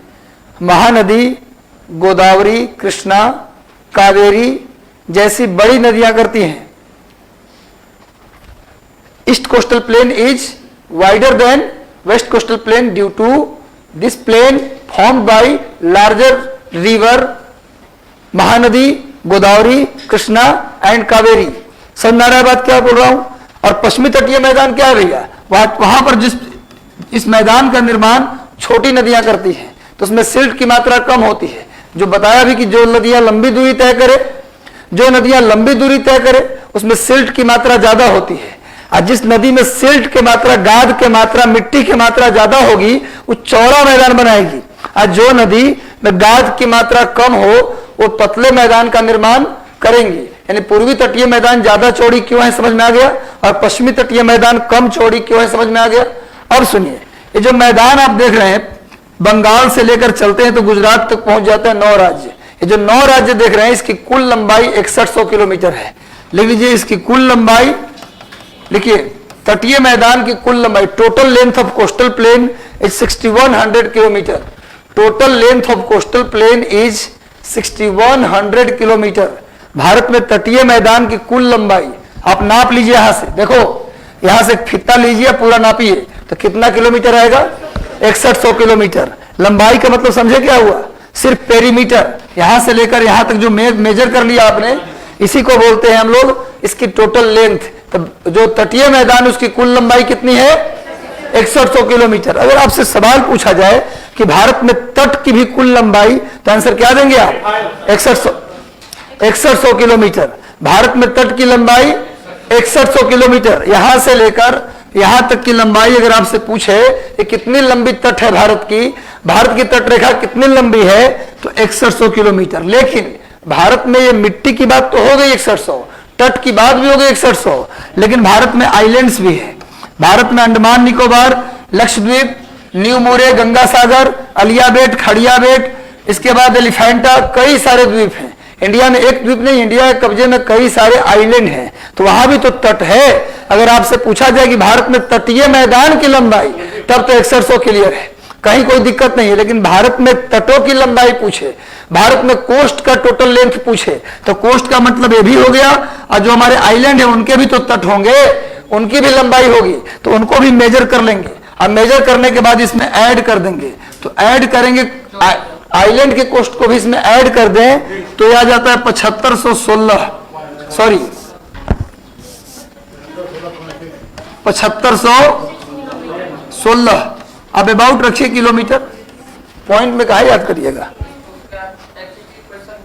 सुनिए, अगर आपसे पूछे कि भारत में तट की कुल लंबाई बताओ, तो क्या आंसर दोगे? 6100 किलोमीटर। लेकिन अगर पूछा गया कि आइलैंड को भी उसमें शामिल कर लो, तो क्या होगा? लिखेंगे total length of coastal line including island, total length of coastal line including island, तो आंसर होगा 7516 किलोमीटर। एंड एक्सक्लूडिंग आइलैंड, तो क्या आंसर होगा? 6100 किलोमीटर। क्लियर है? मैंने आइलैंड को हटा दें तो कितना किलोमीटर हो जाएगा? 6100, सॉरी। अच्छा, अगर आप इसको देख ले, अब अगर आप इसको केवल ले लें, केवल इस लंबाई को आप काउंट करें तो कितना होगा? 6100। लेकिन इसमें अगर आइलैंड वाले को भी नाप करके इसमें जोड़ दें तो कितना होगा? 7516। तो अंग्रेजी में लिख लीजिए total length of coastal line including island, तो 7516 किलोमीटर अबाउट कर लीजिएगा। लेकिन ये total length of coastal line 7516 kilometre, total length of coastal line 7516 kilometre. Clear है? और लिखेंगे total length of coastal line excluding island, exclude मतलब हटा देना, total length of coastal line excluding island, तो आंसर क्या हो जाएगा 6100। क्लियर है? अब हिंदी में लिख लीजिए, भारत में तटरेखा की कुल लंबाई 61, देखिए भारत में तटरेखा की कुल लंबाई द्वीपों को मिलाकर, भारत में तटरेखा की कुल लंबाई द्वीपों को मिलाकर पूछा जाए तो कितना होगा 6100 किलोमीटर, सॉरी 7516 किलोमीटर, 7516 किलोमीटर। और अगर पूछा जाए भारत में तटरेखा की कुल लंबाई द्वीपों को हटाकर तो कितना होगा 6100 किलोमीटर। क्लियर है? भारत में तटरेखा की कुल लंबाई द्वीपों को मिलाकर तो आंसर क्या होगा 7516 किलोमीटर, और द्वीपों को हटाकर पूछा जाए तो 6100 किलोमीटर। एकदम क्लियर है आपका? इसमें सबसे लंबी तटरेखा गुजरात की है, इसमें सबसे लंबी तटरेखा गुजरात की है। क्रम से आप 3 याद रखिए, दूसरे नंबर पर आंध्र प्रदेश और तीसरे नंबर पर तमिलनाडु, तमिलनाडु। तो क्रम से 3 राज्य आपको याद होना चाहिए। और सबसे कम किसका है? गोवा का। सबसे कम किसका है? गोवा। तो सबसे लंबी तटरेखा, largest coastal line contain Gujarat, Gujarat contain largest length of coastal line Gujarat. और उसके बाद आंध्र प्रदेश, अगर ऑप्शन में गुजरात न रहे तो आंध्र प्रदेश लगा दीजिए, और ये दोनों भी न रहे तो तमिलनाडु। पर ऐसा ना होगा तीनों गायब नहीं रह सकता, कोई एक तो रहेगा ही। तो भारत की सबसे लंबी तटरेखा किस राज्य की है? गुजरात की। यानी कि जो तटीय मैदान है वो सबसे ज्यादा कहां मिलेगा? गुजरात में। ठीक है? उसके बाद आंध्र प्रदेश में। तो तटीय मैदान की जो लंबाई है सबसे ज्यादा कहां मिलेगा? गुजरात में। क्लियर है यहां तक? तो कहने का मतलब यह हुआ कि तटीय जो मैदान है, जब तटरेखा की लंबाई 6100 है तो तो तटीय मैदान की लंबाई भी कितना होगा 6100। चलिए एक फोटो और बना लीजिए आप लोग, एक फोटो और बनाइए।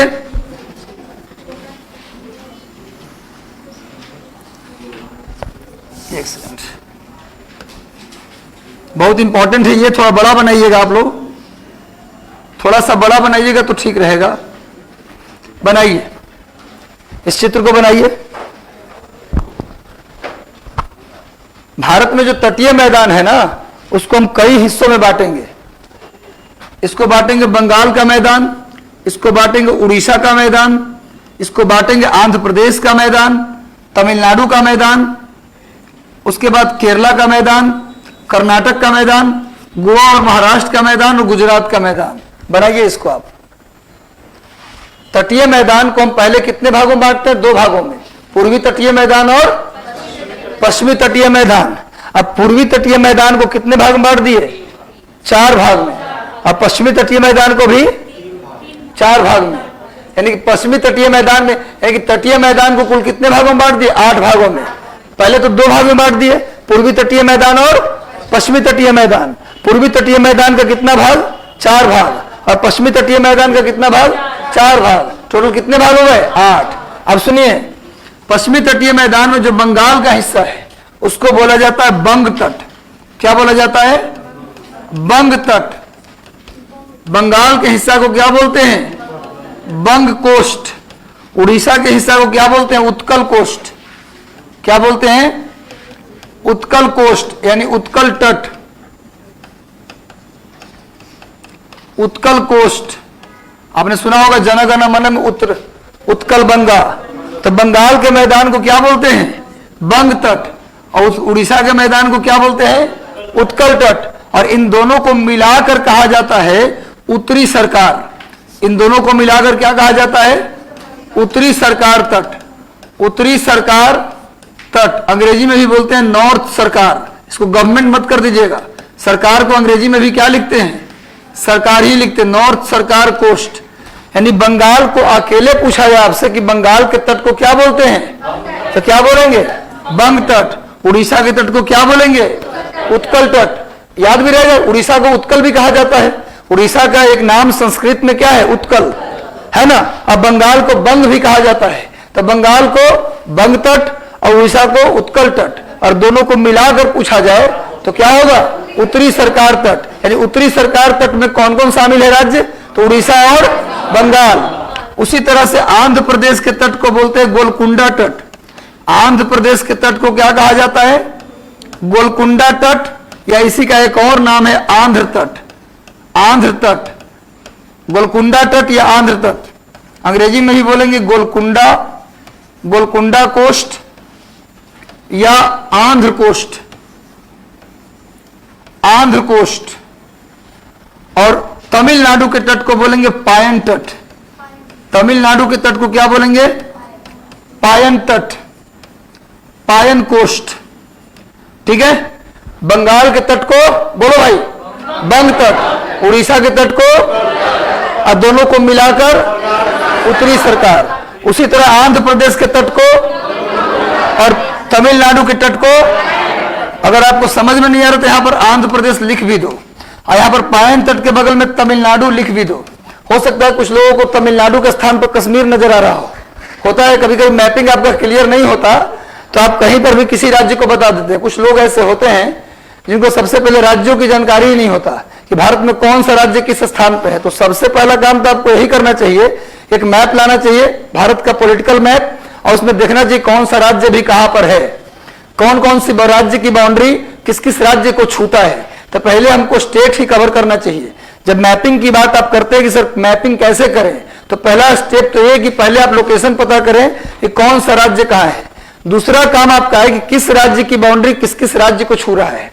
सबसे ज्यादा बाउंड्री छूने वाला राज्य कौन है, सबसे कम राज्यों की बाउंड्री छूने वाला राज्य कौन है, और प्रत्येक राज्य की बारी बारी से करिए कि उड़ीसा किस किस राज्य की बाउंड्री को छूता है, बिहार किस किस राज्य की बाउंड्री को छूता है। ऐसे भारत में 28 राज्य हैं, 28 राज्य की बाउंड्री पे कौन कौन से राज्य हैं ये आपका कंप्लीट होना चाहिए अच्छे से। पहला स्टेप तो पढ़ने का यही है, और उसके बाद फिर भारत की नदियां देखिए आप, उसके बाद भारत की इंडस्ट्रीज देखिए आप, मिनरल्स देखिए आप, है ना, प्लेट्यू देखिए, प्लेन देखिए, सब कुछ देखिए। लेकिन सबसे पहला काम है स्टेट्स की बाउंड्री क्लियर करना कि कौन से स्टेट की बाउंड्री किस किस स्टेट से लगता है। ये ज्यादा जरूरी है, यदि करना है तो पहले 2-3 दिन में आप इसको कर लीजिए। कभी कभी पूछता है कि सबसे ज्यादा बाउंड्री को छूने वाला राज्य कौन है, उत्तर प्रदेश, उसके बाद असम, क्लियर है ना। तो इस तरीके से क्वेश्चन आता है कि कौन सा राज्य सबसे अधिक और सबसे कम बाउंड्री को शेयर करता है, और कौन से राज्य में इंटरनेशनल बाउंड्री से भी क्वेश्चन आता है कि बांग्लादेश को कौन कौन से राज्य छूता है, नेपाल को कौन कौन से राज्य छूते हैं, भूटान को कौन कौन से राज्य छूते हैं। ये सब प्रश्न बड़ी कॉमन सा है और हमेशा पूछ लिया जाता है, और हमेशा बढ़िया बढ़िया लोगों का भी गलती होता है। इसलिए आपसे आग्रह है कि सबसे पहले मैपिंग में आप क्या कीजिए, राज्य का लोकेशन फाउंड कीजिए कि तेलंगाना कहाँ है, कश्मीर कहाँ है, लद्दाख कहाँ है। उसके बाद वो किसके किसके बाउंड्री को छू रहे हैं अपने राज्यों में, और इंटरनेशनल बाउंड्री को कितने राज्य छूते हैं, कितने राज्य विशेष राज्य का दर्जा प्राप्त है। इन चीजों को पहले आप कंप्लीट करें, उसके बाद आप रिवर करें, प्लेट्यू करें, प्लेन करें, मिनरल्स करें, इंडस्ट्रीज करें। तो चलिए भैया, तो बताओ आंध्र प्रदेश के तट को गोलकुंडा तट। आप सुने होंगे गोलकुंडा माइंस का नाम भी सुना है, जहां से कोहिनूर हीरा निकाला गया था। कोहिनूर हीरा का नाम सुना होगा आपने, कोहिनूर डायमंड, कोहिनूर हीरा जो वर्तमान में महारानी के सिंहासन में लगा हुआ है, यह कोहिनूर कहां से निकाला गया था, गोलकुंडा माइंस से। ऐसे भारत में सबसे ज्यादा डायमंड मध्य प्रदेश में होता है। मध्य प्रदेश को डायमंड स्टेट भी कहते हैं, मध्य प्रदेश को बाघ राज्य, हीरा राज्य के नाम से भी जानते हैं। डायमंड सबसे ज्यादा पूछा जाए मात्रा में कहां मिलता है, तो मध्य प्रदेश के पन्ना में। लेकिन ये कोहिनूर कहां से निकाला गया, आंध्र प्रदेश के गोलकुंडा से। ये गोलकुंडा माइन से जो कोहिनूर निकाला गया, कहते हैं जिसके पास गया उसकी बर्बादी की कहानी लिख दिया। जिसके पास भी रहा बर्बादी। नादिर शाह ले गया इसको, मुगल शासक के पास था, मुगल शासक के पास था तो मुगलों को बर्बाद कर दिया। नादिर शाह ले गया, उसकी पूरी शासन को खत्म कर दिया, और राजा रंजीत सिंह लाए, उनको भी खत्म कर दिया। और बाद में ब्रिटिश गवर्नमेंट के पास गया तो ब्रिटिश ब्रिटिश लेकर उसको गए, लेकिन कहां बचे। कहते थे कि सूर्योदय और सूर्यास्त, अगर सूर्योदय होता था तो ब्रिटेन कभी राज्य में सूर्यास्त नहीं होता था। ब्रिटेन के जो राज्य था वहां कभी सनसेट नहीं होता था। कोई न कोई इतना दूर तक उसका कब्जा था कि कहीं न कहीं उजाला रहता ही था। अब कहां बचा, ब्रिटेन इतना सा बच गया है बर्बाद। और क्या ब्रिटेन बर्बाद, और क्या होता। तो कोहिनूर रख के बर्बादी हो रहा है। मोदी जी से कहा कि जाइए मांग के लाइए महारानी से। मोदी जी बोले बर्बाद होने के लिए क्यों लाए, उन्हीं के पास बर्बाद होने के लिए रहने दीजिए। अच्छा न करे से बढ़िया है, रखे अपने पास। चलिए, हाँ बर्बादी नहीं करना हम लोगों को। हमारे यहाँ कोहिनूर आप सभी हैं। चलिए इधर आइए, सुनो। भाई इन दोनों को मिलाकर बोला जाता है कोरोमंडल तट। इन दोनों को मिलाकर क्या बोलते हैं? गोलकुंडा और पायन, इन दोनों को मिलाकर बोलते हैं कोरोमंडल। कोरोमंडल तट, कोरोमंडल तट नोट कर लीजिएगा। गोलकुंडा और पायन दोनों तटों को मिलाकर क्या कहा जाता है? कोरोमंडल तट, नोट कर लीजिए। इन तमिलनाडु और आंध्र प्रदेश के तट को कंबाइंड रूप से क्या बोलते हैं? कोरोमंडल तट। और कोरोमंडल तट के बारे में आपने सुना होगा कि भारत में जाड़े में वर्षा केवल कहां होता है? कोरोमंडल तट पर। मानसून से, लौटती मानसून से जाड़े में वर्षा पूछा जाए कहां होता है हर साल? तो कोरोमंडल तट पर। वैसे जाड़े में वर्षा बिहार और यूपी में भी होता है, और मानसून की वर्षा नहीं है, वो साइक्लोन की वर्षा है। आप जानते हैं कि जाड़े में वर्षा जो उत्तर भारत में आप देखते हैं कभी कभार, हर साल जाड़े में वर्षा बिहार, बंगाल, उत्तर प्रदेश, दिल्ली में हर साल जाड़े में वर्षा नहीं होती। किसी किसी साल जाड़े में वर्षा होती है। वो वर्षा कहां से आ रही है? भूमध्य सागर से, मेडिटेरियन सी से। मेडिटेरियन सी में हर साल एक साइक्लोन उत्पन्न होता है जाड़े के दिनों में, और वो साइक्लोन जब मजबूत होता है तो इंडिया में वर्षा कराती है, और मजबूत नहीं होता तो ईरान से ही बारिश करा के लौट जाती है। तो हर साल बारिश इंडिया में, उत्तर भारत में हर साल बारिश नहीं होती, लेकिन जो बारिश होती है वो भूमध्य सागर में उठने वाले साइक्लोन से, चक्रवात से होती है। उसी चक्रवात को इंडिया में पश्चिमी विक्षोभ भी कहा जाता है, वेस्टर्न डिस्टर्बेंस। जब आपको मानसून हम पढ़ाएंगे तो वहां इस चीज का जिक्र करेंगे। क्योंकि भूमध्य सागर इंडिया में पश्चिम में है, इंडिया से पश्चिम में है, तो चूंकि वो बरसात आ रहा है कहां से? भूमध्य सागर से, इसीलिए नाम पड़ गया पश्चिमी विक्षोभ, वेस्टर्न डिस्टर्बेंस। और डिस्टर्बेंस कहां से हो रहा है? पश्चिम से। भूमध्य सागर मेडिटेरियन से कहां है? पश्चिम में। यानी उत्तर भारत में जो जाड़े में वर्षा वो कभी कभार होती है, जब वो साइक्लोन मजबूत होता है तो होती है, मजबूत नहीं होता तो ईरान से ही वापस लौट जाती है। लेकिन जो लौटती मानसून से वर्षा है हर साल, वो जाड़े में कहां होती है? कोरोमंडल तट पर। क्वेश्चन आ गया है कि लौटती मानसून से, रिट्रेटिंग मानसून से जाड़े में वर्षा कहां होती है? सिर्फ कोरोमंडल तट पर। और कोरोमंडल तट में कौन कौन आ जाता है? आंध्र प्रदेश और तमिलनाडु। केवल आंध्र प्रदेश को गोलकुंडा तट और केवल तमिलनाडु को पायन तट, और दोनों को मिलाकर कोरोमंडल तट। अब आइए केरल में। केरल के तट को बोलते हैं मालाबार तट। केरल के तट को क्या बोलते हैं? मालाबार तट। मालाबार, मालाबार तट, मालाबार कोस्ट। केरल के तट को क्या बोलते हैं स्टूडेंट्स? मालाबार तट। ये सब मैदान का हिस्सा है, तटीय मैदान के हिस्सा में ही सब आता है। अब आइए मालाबार तट। आप जानते हैं कि मोपला विद्रोह आपने सुना होगा 1921 में, 1921 में मोपला मुस्लिम जो थे, मुस्लिम जनजाति का नाम था मोपला, और उन्होंने हिंदू जमींदारों के खिलाफ एक विद्रोह किया था, उसका नाम था मोपला विद्रोह। 1921 में मालाबार तट पर यानी केरल में किया गया था। मालाबार तट पर मुस्लिम मोपलाओं ने हिंदू जमींदारों के खिलाफ एक आंदोलन किया था, और कहते हैं कि जो मोपला विद्रोह था वो गांधी जी के किए कराए पर पानी फेर दिया था। गांधी जी ने जो खिलाफत आंदोलन में मुसलमानों को सपोर्ट किया, और मुसलमान हमारे फेवर में आ भी गए थे, लेकिन वो मोपला विद्रोह ने गांधी जी के किए कराए पर क्या कर दिया? पानी फेर दिया। तो मालाबार तट कहां है भैया? केरल में। वैसे मालाबार एक वॉर एक्सरसाइज भी होता है, मालाबार युद्धाभ्यास, पता होगा आपको। अमेरिका, भारत और जापान भी शामिल है उसमें। अमेरिका, भारत और जापान ये तीनों मिलकर एक वॉर एक्सरसाइज करते हैं हर साल, उसका नाम है मालाबार वॉर एक्सरसाइज। अभी जरूरी नहीं कि यहीं पर होगा, वो कहीं भी हो सकता है, नाम है। तो मालाबार युद्धाभ्यास किसके बीच होता है? तो भारत, जापान और अमेरिका के बीच, यूएसए के बीच एक एक्सरसाइज है नेवी का नौसैनिक का एक एक्सरसाइज है जिसका नाम है मालाबार वॉर एक्सरसाइज। कर्नाटक में इसे बोलते हैं कन्नड़ तट, कन्नड़ कोस्ट, या इसी को कनारा कोस्ट भी बोलते हैं। कन्नड़, कर्नाटक में इसे कन्नड़ या कनारा कोस्ट के नाम से भी जानते हैं। कर्नाटक में इसे क्या बोलते हैं? बगल में लिख दीजिए कर्नाटक। कहां बोलते हैं भैया? कर्नाटक में। कर्नाटक में जो तटीय मैदान है उसे क्या बोलते हैं? कन्नड़ कोस्ट के नाम से जानते हैं। और महाराष्ट्र और गोवा को मिलाकर बोलते हैं कोंकण कोस्ट, कोंकण तट। महाराष्ट्र और गोवा को मिलाकर क्या बोलते हैं? कोंकण कोस्ट। लिख दीजिए बगल में महाराष्ट्र प्लस गोवा, महाराष्ट्र और गोवा। महाराष्ट्र और गोवा के तट को क्या बोलते हैं? कोंकण तट। महाराष्ट्र और गोवा के तट को क्या बोलते हैं? कोंकण तट। और गुजरात के तट को बोलते हैं गुजरात तट, गुजरात कोस्ट, गुजरात तट। गुजरात के तट को क्या बोलते हैं भैया? गुजरात तट। गुजरात के तट को क्या बोला जाता है? गुजरात तट। गुजरात में भी आप देख रहे हैं दो काम, गुजरात में भी आप दो अलग अलग देख रहे हैं भाग। एक नॉर्थ का हिस्सा और एक साउथ का हिस्सा, देख रहे हैं ना। पूरे गुजरात को क्या बोलते हैं? गुजरात तट। लेकिन गुजरात का जो ऊपरी हिस्सा है उसे बोला जाता है कच्छ तट। क्या बोलते हैं? कच्छ तट। और जो निचला हिस्सा है उसे क्या बोलते हैं? काठियावाड़ तट। काठियावाड़ तट लिख लीजिए भाई। गुजरात, संपूर्ण गुजरात को क्या बोलते हैं? गुजरात तट। लेकिन गुजरात का जो ऊपरी हिस्सा है, यानी ऊपर वाला जो कान आपको दिख रहा है, उसका नाम क्या है? कच्छ। उस पूरे एरिया को भी कच्छ ही कहते हैं। और गुजरात में जो नीचे वाला हिस्सा है उसको क्या बोलते हैं? काठियावाड़। गुजरात के ऊपरी हिस्सा को कच्छ। पूरे गुजरात तट बना है दो तटों के मिलने से। कौन कौन? कच्छ और काठियावाड़। गांधी जी का जन्म कहाँ हुआ था? काठियावाड़ में। गुजरात के काठियावाड़ का मतलब निचले हिस्से में। गुजरात के काठियावाड़ के पोरबंदर में गांधी जी का जन्म कहाँ हुआ था?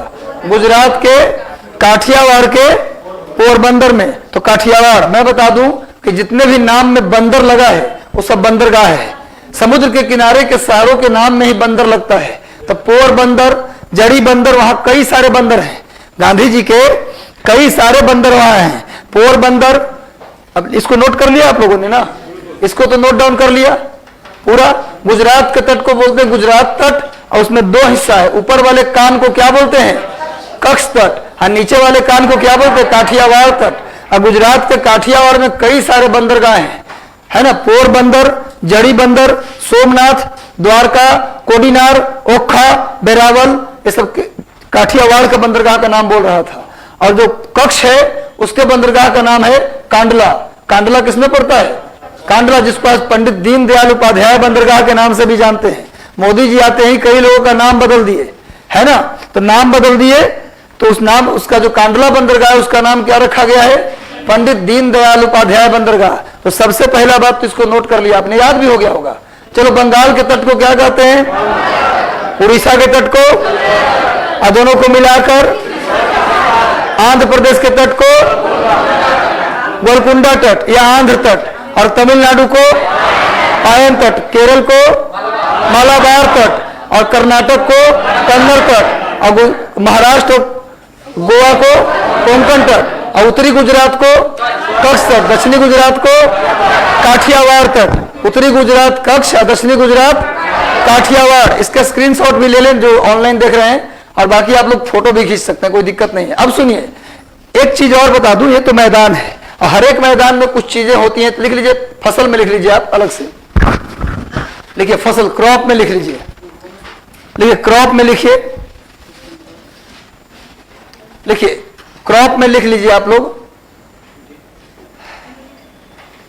लिखिए, चावल, जूट। चावल, जूट, जहां नदी का मुहाना है ना, वहां चावल और जूट की खेती करते हैं। चावल, जूट, नारियल। चावल, जूट, नारियल, राइस, जूट एंड कोकोनट। चावल, जूट, नारियल, सुपारी, मसाले। सुपारी नाम सुना है? इसको हम लोग अपने यहाँ कसैली के नाम से भी जानते हैं, है ना। तो सुपारी और स्पाइस, जितने भी मैंने सब इसी मैदान में होते हैं। कौन कौन भैया? चावल, जूट, नारियल, मसाले, सुपारी। इसके अलावा लिख सकते हैं आप रबर, सारा मसाला नहीं, इलायची हो गया, गरम मसाला हो गया, ये सब। अब सुनिए, वैसे तो इलायची को क्या बोलते हैं? मसालों की रानी, और लौंग को मसालों का राजा। तभी तो लौंग इलायची साथ साथ आते हैं। जब लौंग बोलते तो इलायची भी बोलते, लौंग इलायची। कभी लौंग और हल्दी बोले आप, लड़ाई हो जाएगा तुरंत। लौंग इलायची बोलते हैं। तो मसालों का राजा लौंग, और मसालों की रानी इलायची। मसालों का बगीचा केरल। मसालों का बगीचा किस राज्य को बोलते हैं? केरल को। तो ये हो गया। एक लाइन लिख लीजिए अलग से नोट करके, लिखिए। लिखिए, लिखो भाई, दक्षिण भारत में, लाइन लिखो नोट करके। दक्षिण भारत में सबसे अधिक चावल कावेरी नदी के डेल्टा में उगाया जाता है। दक्षिण भारत में सबसे अधिक चावल कावेरी नदी के डेल्टा में उगाया जाता है। दक्षिण भारत में सबसे अधिक चावल कावेरी नदी के डेल्टा में उगाया जाता है। दक्षिण भारत में सबसे अधिक चावल कावेरी नदी के डेल्टा में उगाया जाता है। दक्षिण भारत में सबसे अधिक चावल कावेरी नदी के डेल्टा में उगाया जाता है। अगर ऑप्शन दे दे, सबसे अधिक चावल कहां? Mahanadi delta, Godavari delta, Krishna delta, Kaveri delta. तो आंसर क्या हो जाएगा? कावेरी नदी के डेल्टा में सबसे ज्यादा चावल उगाते हैं। क्लियर है? अब लिख लीजिए एक पॉइंट और, कि देखिए इन तटों पर जो कोस्ट है, देखिए कुल 200 बंदरगाह स्थित हैं। देखिए total 200 port situated on this coast. देखिए टोटल कुल 200 बंदरगाह। देखिए इन तटों पर कुल पूरे क्षेत्र में भाई यहां से लेके यहां तक 200 है। देखिए देखिए भाई, देखिए इन तटों पर कुल 200 बंदरगाह स्थित हैं। अब 200 का नाम यहां नहीं लिखवाएंगे हम, यहां पर हम 200 का नाम नहीं लिखवाएंगे।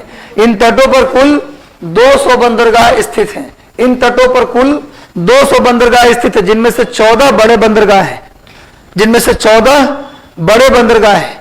इन तटों पर कुल 200 बंदरगाह स्थित हैं, जिनमें से टोटल 14 बड़े बंदरगाह हैं। 14 इसमें क्या है, बड़े बंदरगाह। क्वेश्चन आता है, देखो बड़ा बंदरगाह अपने मन से नहीं बोलना जाता है, ये सरकार घोषित करती है, ये इसके लिए बिल पारित होता है। बड़े बंदरगाह, कोई बंदरगाह को, कोई पोर्ट को बड़ा पोर्ट के रूप में डेवलप करना है तो सरकार संसद में उसके लिए बिल लाती है, और उस बिल के लाने के बाद उसके लिए फंड जनरेट होता है, तब वो बड़ा पोर्ट बनता है। टोटल कितने पोर्ट हैं? 14 बड़े पोर्ट हैं, जिनमें से सबसे ज्यादा तमिलनाडु में और महाराष्ट्र में है। ये दोनों में 3-3 बड़े पोर्ट हैं। तो लिख लीजिए, ना हो तो अलग से कर लीजिए। लिखिए महाराष्ट्र में 3 बड़े पोर्ट हैं। बड़े पोर्ट, छोटे पोर्ट आप कर सकते हैं, जितना कर लीजिएगा, जरूरी नहीं कि 200 आप कर ले, मेन कर सकते हैं। लेकिन महाराष्ट्र में 3 बड़े पोर्ट, कौन कौन? मुंबई, महाराष्ट्र में 3 बड़े पोर्ट। पहला कौन है भैया? मुंबई। देखिए जब भारत और पाकिस्तान बट गए, जब भारत से पाकिस्तान का बंटवारा हो गया तो कराची बंदरगाह चला गया पाकिस्तान में, जिससे बंबई बंदरगाह का लोड बढ़ गया था। कराची, कुछ सामान, एक में हम लोग थे तो कुछ जो माल था वो उतरता था कराची में और कुछ बंबई में, तो कराची चला गया पाकिस्तान में, तो सारा लोड किस पर आ गए? बंबई पर। तो इसको बंबई के लोड को कम करने के लिए बनाया गया नोहवा सेवा बंदरगाह, जिसको हम लोग जवाहरलाल नेहरू पोर्ट के नाम से भी जानते हैं, जवाहरलाल नेहरू बंदरगाह के नाम से भी जानते हैं। अलग से बंदरगाह एक चैप्टर भी है, पढ़ा दूंगा अलग से भी। तत्काल 14 बंदरगाह का नाम आप लिख लीजिए। तो कराची पोर्ट के बनने के बाद मुंबई पोर्ट पर लोड बढ़ गया था, इस लोड को कम करने के लिए बनाया गया नोहवा सेवा पोर्ट। और आपको बता दें, आश्चर्य होगा कि 2 बड़ा पोर्ट मात्र 12 किलोमीटर की दूरी पर है।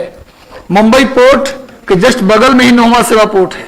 मुंबई जहां पर है ना, मुंबई पोर्ट के जस्ट एकदम पास में मात्र 12 किलोमीटर का डिस्टेंस है। आप कहेंगे सर बड़ा पोर्ट मात्र इतनी कम दूरी पर क्यों बनाया गया? थोड़ा सा और दूर पे बनाते तो ज्यादा फायदा होता। सिर्फ बनाया गया मुंबई पोर्ट के लोड को कम, इसका मकसद ही था इसके बोझ को कम कर दिया जाए, इसीलिए इतना नजदीक 2 बड़े बंदरगाह डेवलप किए गए। और तीसरा भी महाराष्ट्र में हाल ही में करंट अफेयर है, हाल ही में बधवान पोर्ट, बधावन भी कहीं कहीं लिखा रहता है, बधवान पोर्ट, बधवान, हाँ ही 14वां है, बधवान पोर्ट। तो महाराष्ट्र में पहले 2 ही थे, अब कितने हो गए? 3 बड़े बंदरगाह, मुंबई और उसके लोड को कम करने के लिए नोहवा सेवा, और उसके बाद अभी हाल ही में महाराष्ट्र में एक बड़ा पोर्ट डेवलप किया गया। कौन सा पोर्ट? बधवान पोर्ट। और सबसे ज्यादा पोर्ट, इस चित्र को बना लीजिए, ये नोहवा सेवा है। इस मुंबई का तट ऐसा ही है, बॉम्बे का तट जो है ना उसका आकार ऐसा ही है। नोहवा सेवा पोर्ट जो है जस्ट बंबई के बगल में है। दूसरा लिखिए तमिलनाडु में भी 3 पोर्ट है। तमिलनाडु में 3 बड़े बंदरगाह हैं। तमिलनाडु में भी, बधवान भी महाराष्ट्र में ही है। ये तीनों कहाँ है? महाराष्ट्र में। बधवान लेटेस्ट में बनाया गया है। क्या लोकेशन? बधवान नीचे, थोड़ा और नीचे आइएगा, निष्ठक में और नीचे आइए, रत्नागिरी के आसपास पड़ता है। बधवान नीचे, महाराष्ट्र में नीचे। अगर क्रम से देखा जाए नॉर्थ टू साउथ इन बंदरगाह को अरेंज करना हो तो सबसे नॉर्थ में कौन आएगा? मुंबई, उसके बाद नोहवा सेवा, उसके बाद बधवान। तमिलनाडु की बात करें तो तमिलनाडु में 3 पोर्ट है। अगर साउथ से नॉर्थ चले तो सबसे पहले तूतीकोरिन, उसके बाद चेन्नई, और तीसरे नंबर पे आएंगे सबसे ऊपर तूतीकोरिन, उसके बाद चेन्नई, तो सबसे साउथ में है ना तूतीकोरिन, और उसके बाद उत्तर में जाएंगे तो चेन्नई, और सबसे उत्तर में एन्नौर, जिसको के कामराज पोर्ट भी कहा जाता है। के कामराज बंदरगाह भी कहा जाता है। के कामराज बंदरगाह कांग्रेस के सबसे बड़े लीडर थे साउथ इंडिया में कांग्रेस के सबसे बड़े लीडर कौन थे? के कामराज। तो उनके नाम पर ही एन्नौर पोर्ट का नाम एन्नौर लिख लीजिए। अगर आप नॉर्थ से साउथ अरेंज करें इसको तो कैसे अरेंज करेंगे? सबसे नॉर्थ में एन्नौर, उसके साउथ में चेन्नई और सबसे साउथ में तोतीकोरिन। अगर क्रम से देखें तमिलनाडु में तो सबसे ऊपर में एन्नौर, उसके बाद चेन्नई और सबसे साउथ में तूतीकोरिन। तो तीन बड़े बंदरगाह कहाँ हैं भैया? महाराष्ट्र में 3 और 3 तमिलनाडु में। महाराष्ट्र में 3 और 3 कहाँ है? तमिलनाडु में। याद हो जाएगा दोनों। महाराष्ट्र में 3 कौन कौन? बंबई, नोवा सेवा और बधवान। और तमिलनाडु में 3 कौन कौन? एन्नौर, चेन्नई और तूतीकोरिन। एन्नौर का नाम क्या बताया? के कामराज। एन्नौर पोर्ट का दूसरा नाम क्या है? के कामराज पोर्ट। याद रहेगा। और बाकी राज्य में एक एक लिख लीजिए, ना हो तो। पश्चिम बंगाल में हल्दिया, पश्चिम बंगाल में टोटल 14 जोड़िएगा, होता है कि नहीं। पश्चिम बंगाल में हल्दिया, पश्चिम बंगाल में हल्दिया पोर्ट। आपको याद होगा मैंने बताया था नेशनल वाटरवे 1 इलाहाबाद से हल्दिया। राष्ट्रीय जलमार्ग संख्या 1 कहां से कहां के बीच? इलाहाबाद से हल्दिया, सबसे लंबा जलमार्ग। जैसे सबसे लंबी NH 44, उसी प्रकार से सबसे लंबा नेशनल वाटरवे कौन था? नेशनल वाटरवे 1 इलाहाबाद से हल्दिया गंगा नदी में। क्लियर है? तो भैया बंगाल में हल्दिया, उसके बाद उड़ीसा में लिखिए पारादीप। उड़ीसा में पारादीप, कहीं कहीं प्रदीप भी लिखा रहता है। एक बार क्वेश्चन आया था आप राजस्थान पीसीएस में क्वेश्चन था प्रदीप बंदरगाह कहाँ है? तो प्रदीप नहीं, एक्चुअली में पारादीप है। पारादीप को गलती लिख दिया था राजस्थान पीसीएस में। प्रदीप या पारादीप बंदरगाह कहाँ है? उड़ीसा में। वैसे उड़ीसा में एक और बंदरगाह गोपालपुर। उड़ीसा में एक बंदरगाह और भी है गोपालपुर, लेकिन वो बड़ा बंदरगाह में नहीं आता। उसके बाद लिखिए आंध्र प्रदेश में विशाखापत्तनम। आंध्र प्रदेश में विशाखापत्तनम। आंध्र प्रदेश में विशाखापत्तनम। आंध्र प्रदेश में विशाखापत्तनम। आपने सुना होगा एक चक्रवात आया था हुदहुद, एक साइक्लोन आया था हुदहुद, जिससे सबसे ज्यादा अगर कोई तबाह हुआ था वो विशाखापत्तनम बंदरगाह। सबसे ज्यादा नुकसान किस बंदरगाह को हुआ था? विशाखापत्तनम को। और आपको याद होगा पूर्वी घाट जब पढ़ा रहा था तो पूर्वी घाट की सबसे ऊंची चोटी का नाम भी क्या बताया था? विशाखापत्तनम। ओमराकोंडा या उसका एक और नाम था विशाखापत्तनम। याद होगा। चलिए अगला पॉइंट लिखिए केरल में। केरल में कोच्चि। केरल में कोचीन या कोच्चि लिखिए। केरल में कोच्चि, कोच्चि बंदरगाह। केरल में कोच्चि, केरल में कोच्चि। अब लिखिए कर्नाटक में मैंगलुरु। मैंगलुरु, कर्नाटक में मैंगलुरु। नोट नहीं कर रहे क्या पीछे वाले लोग? कर्नाटक में मैंगलुरु नोट नहीं कर रहे? कर्नाटक में मैंगलुरु। उसके बाद गोवा में मर्म गोवा। गोवा में मर्म गोवा। गोवा में मर्म गोवा, ये बंदरगाह के नाम है। गोवा में मर्म गोवा। कितने हो गए टोटल? अब 2 और बच गए। लिखिए महाराष्ट्र में तो हो ही गए 3, और एक गुजरात में कांडला, 13 हो गए ना। एक और बना देता हूं अपने मन से। देखिए गुजरात में कांडला या ब्रैकेट में कर दीजिए पंडित दीनदयाल उपाध्याय बंदरगाह। गुजरात में कांडला, अब ब्रैकेट में कर दीजिए पंडित दीनदयाल उपाध्याय बंदरगाह। अब वही नाम से हो जाना जा रहा है। और अंतिम लिखिए port Blair. Port Blair Andaman Nicobar. Port Blair Andaman Nicobar. Port Blair Andaman Nicobar. Port Blair Andaman Nicobar की राजधानी भी है। पोर्ट ब्लेयर अंडमान निकोबार की राजधानी भी है। तो ये बड़ा बंदरगाह में शामिल है। इस 13वां बड़ा बंदरगाह था। पोर्ट ब्लेयर जो था ना, से पहले 12 ही थे। 13वें नंबर पर किसको बनाया गया था? पोर्ट ब्लेयर को। और 14वें नंबर पर बधवान को बनाया गया। क्लियर है? 13वां बड़ा बंदरगाह कौन था? Port Blair. और 14वां कौन था?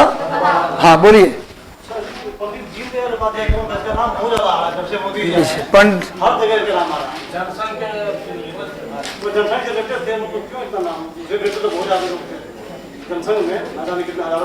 देखिए जनसंघ में पुराना नाम अगर देखें तो गोलवरकर थे।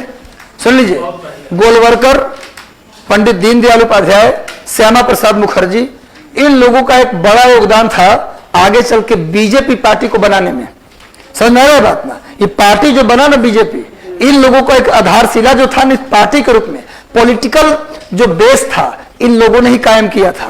तो इन लोगों ने कायम किया तो इन लोगों के नाम को आगे बढ़ाया जाएगा। वैसे गोलवरकर का भी तो इज्जत मिला ही, उनको मिल गया भारत रत्न। गोलवरकर को भारत रत्न से सम्मानित किया गया। तो और क्या करते मोदी जी, बहुत बड़ा काम किए। भाई साहब थे तो सब राजीव गांधी, इंदिरा गांधी के नाम से होता था। कम से कम ये तो आए कि परिवार से बाहर निकल कोई नाम दे रहे हैं, लेकिन इनको बायसनेस हो गया थोड़ा सा, इनको कुछ और नाम भी उठाना चाहिए था। जो कोई नेता थे तिलक के नाम से ही बहुत सारी चीजें करनी चाहिए थी। तो जहां चुनाव हो रहा है उसके नाम से बहुत सारे काम कर दे रहे हैं। जैसे बंगाल में कई नाम सुभाष चंद्र बोस के नाम पर चुनाव के समय कर दिया गया, हालांकि फायदा नहीं मिला। लोग समझ गए कि ये काम से ज्यादा नाम बदल के ही काम चलाना चाह रहे हैं। खैर हो गया क्लियर। तो तटीय मैदान हमारा समाप्त हो गया। एक चैप्टर नया है, देखिए मिट्टी। आज एक चैप्टर आपको शुरू करने वाला हूं, भारत की मिट्टी, सॉइल ऑफ इंडिया, भारत की मिट्टी। थके तो नहीं ना आप लोग? थक गए?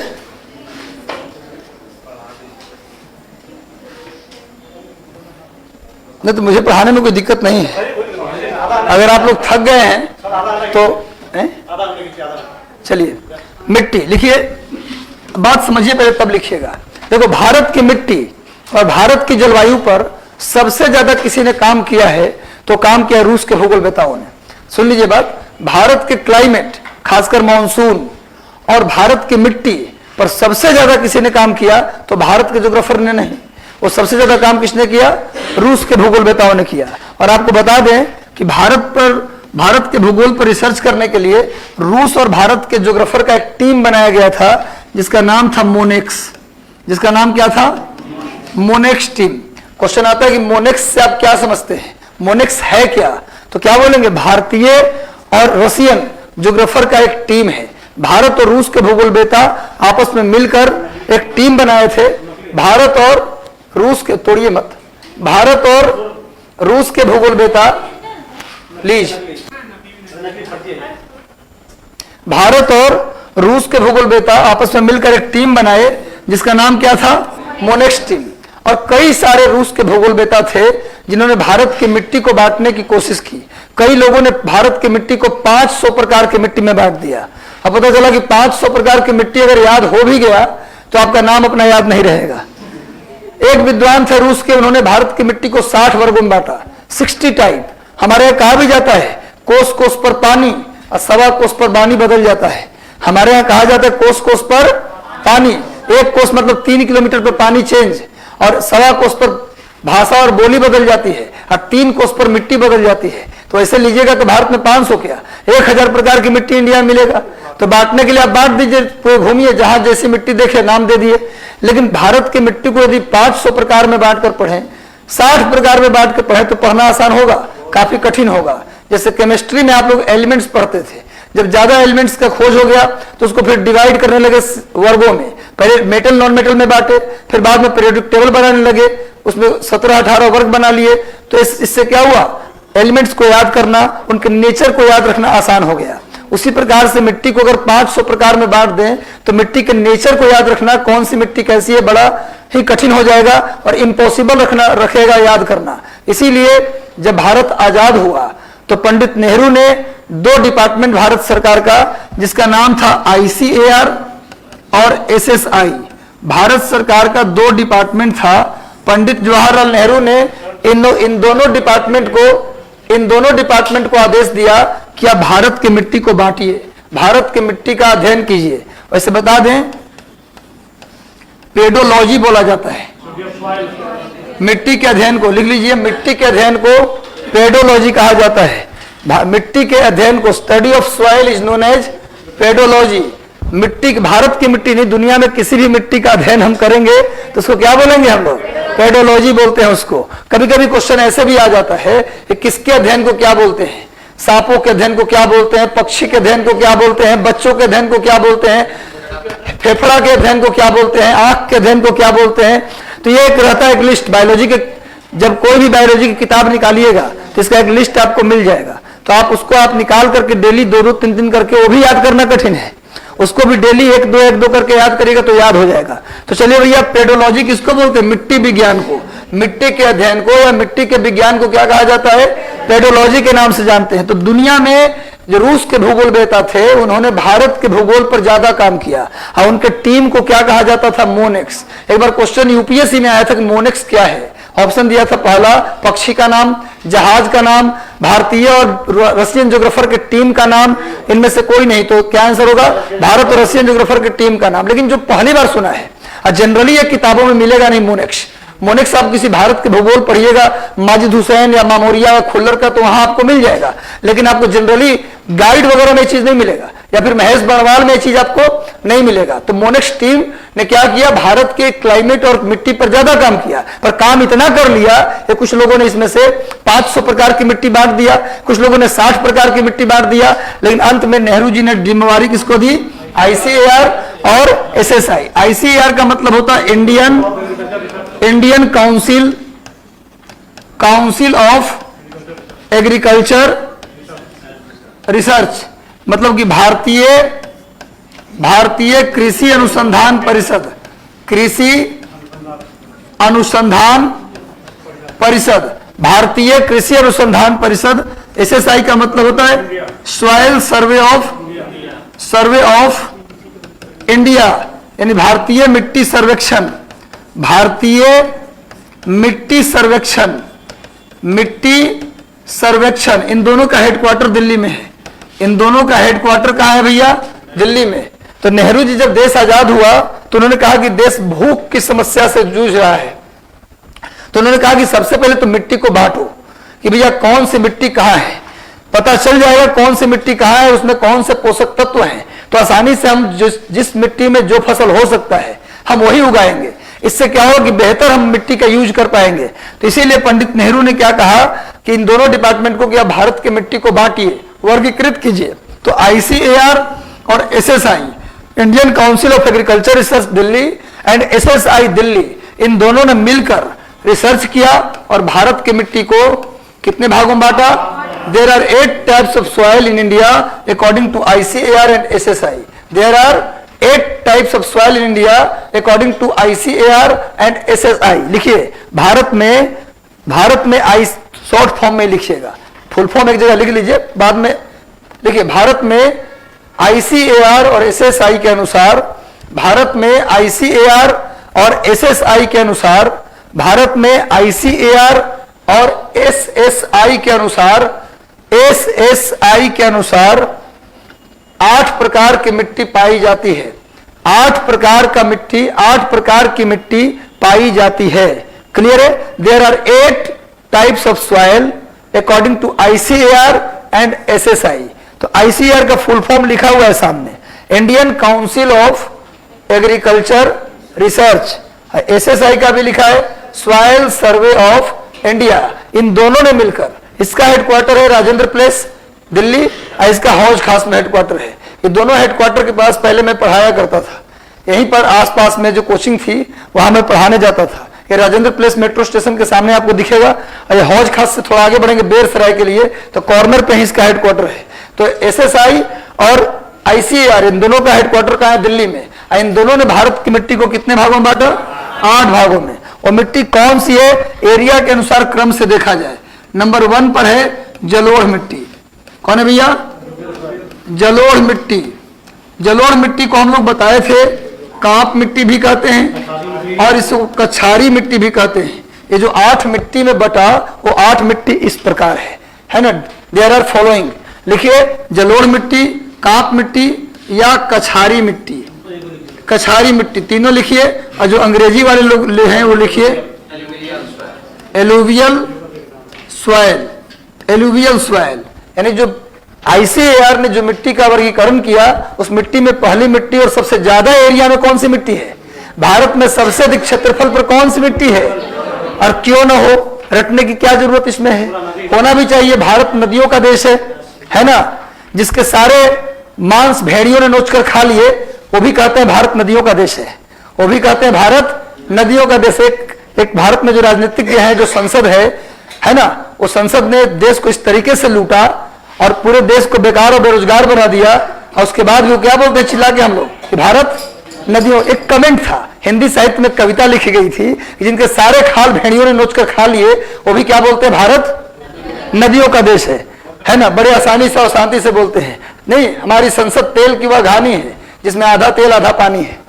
एक कविता लिखा किसी ने कि हमारी संसद तेल की वह घानी है जिसमें आधा तेल आधा पानी है। खैर जाने दीजिए, अपनी जगह पर है, हम लोग पॉलिटिक्स में ना आए। एलुवियल सॉइल, इसको भी आप दो हिस्सा में बांट सकते हैं, बांगर और खादर। बांगर और खादर, बांगर मतलब बता चुके हैं आप लोगों को, नए बच्चे बताइए। बांगर का मतलब ओल्ड, पुरानी जलोढ़ मिट्टी, ओल्ड एलुवियल सॉइल को बांगर, और नई जलोढ़ मिट्टी को खादर। जहां बाढ़ आता है, जहां बाढ़ आता है वहां खादर बनेगा। नई जलोढ़ मिट्टी यानी कि न्यू एलुवियल सॉइल को क्या बोलेंगे हम, नई जलोढ़ मिट्टी को बोलेंगे खादर, और पुरानी जलोढ़ मिट्टी को क्या बोलेंगे, बांगर। अब बोलते हैं कि बांगर जब कट जाए, कल बताया था, बांगर कट छट जाए और अंदर में कट ऊपरी बांगर का ऊपरी लेयर कट जाए, और कटने के बाद नीचे में कंकड़ पत्थर वाला लेयर बच जाए तो उसको भूर कहते थे।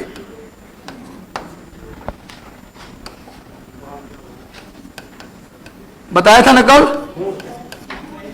कल बताया तो था, आप बताया था लेकिन आप पढ़ के नहीं आए, ये कही। कुछ लोगों को बता दिया, मतलब कुछ, अगर मैं किसी अलग क्लास में भी पढ़ाता हूं क्या, इसी क्लास में सबको पढ़ाता हूं, ऐसा तो नहीं कि किसी को व्यक्तिगत रूप से मैं क्लास लेता हूं। सबसे पहले यही बताए थे। चलिए, हो गया क्लियर।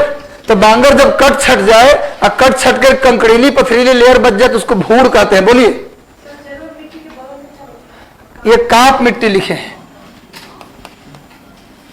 काप मिट्टी और कछारी मिट्टी, ये तीनों एक ही मिट्टी का पर्यायवाची है, सिनोनिम्स है।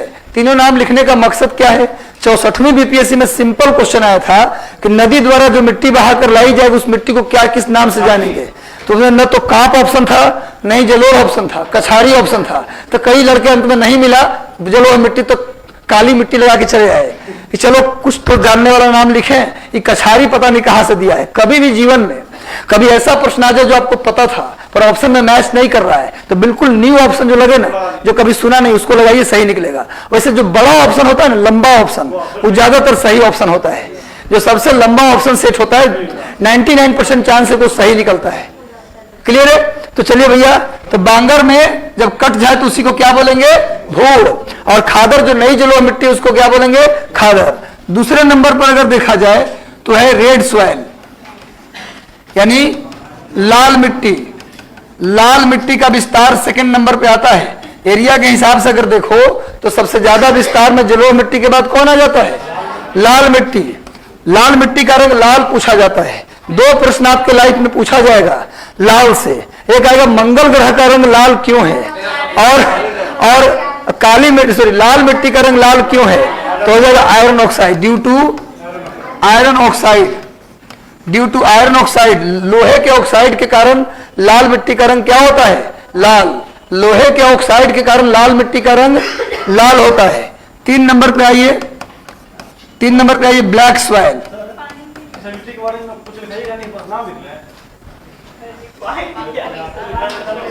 ब्लैक सॉइल, काली मिट्टी। पहले नाम लिख लीजिए आप, पहले आप नाम लिख लीजिए, फिर बारी बारी सबको डिस्क्राइब करेंगे ना।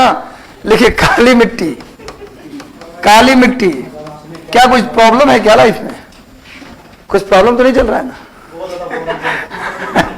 होता है कि कभी अगर उसको ऐसा कोई बात हो तो आप टीचर से, गार्जियन से हम लोग शेयर कर सकते हैं, कोई दिक्कत नहीं। ठीक है, सुनिए काली मिट्टी।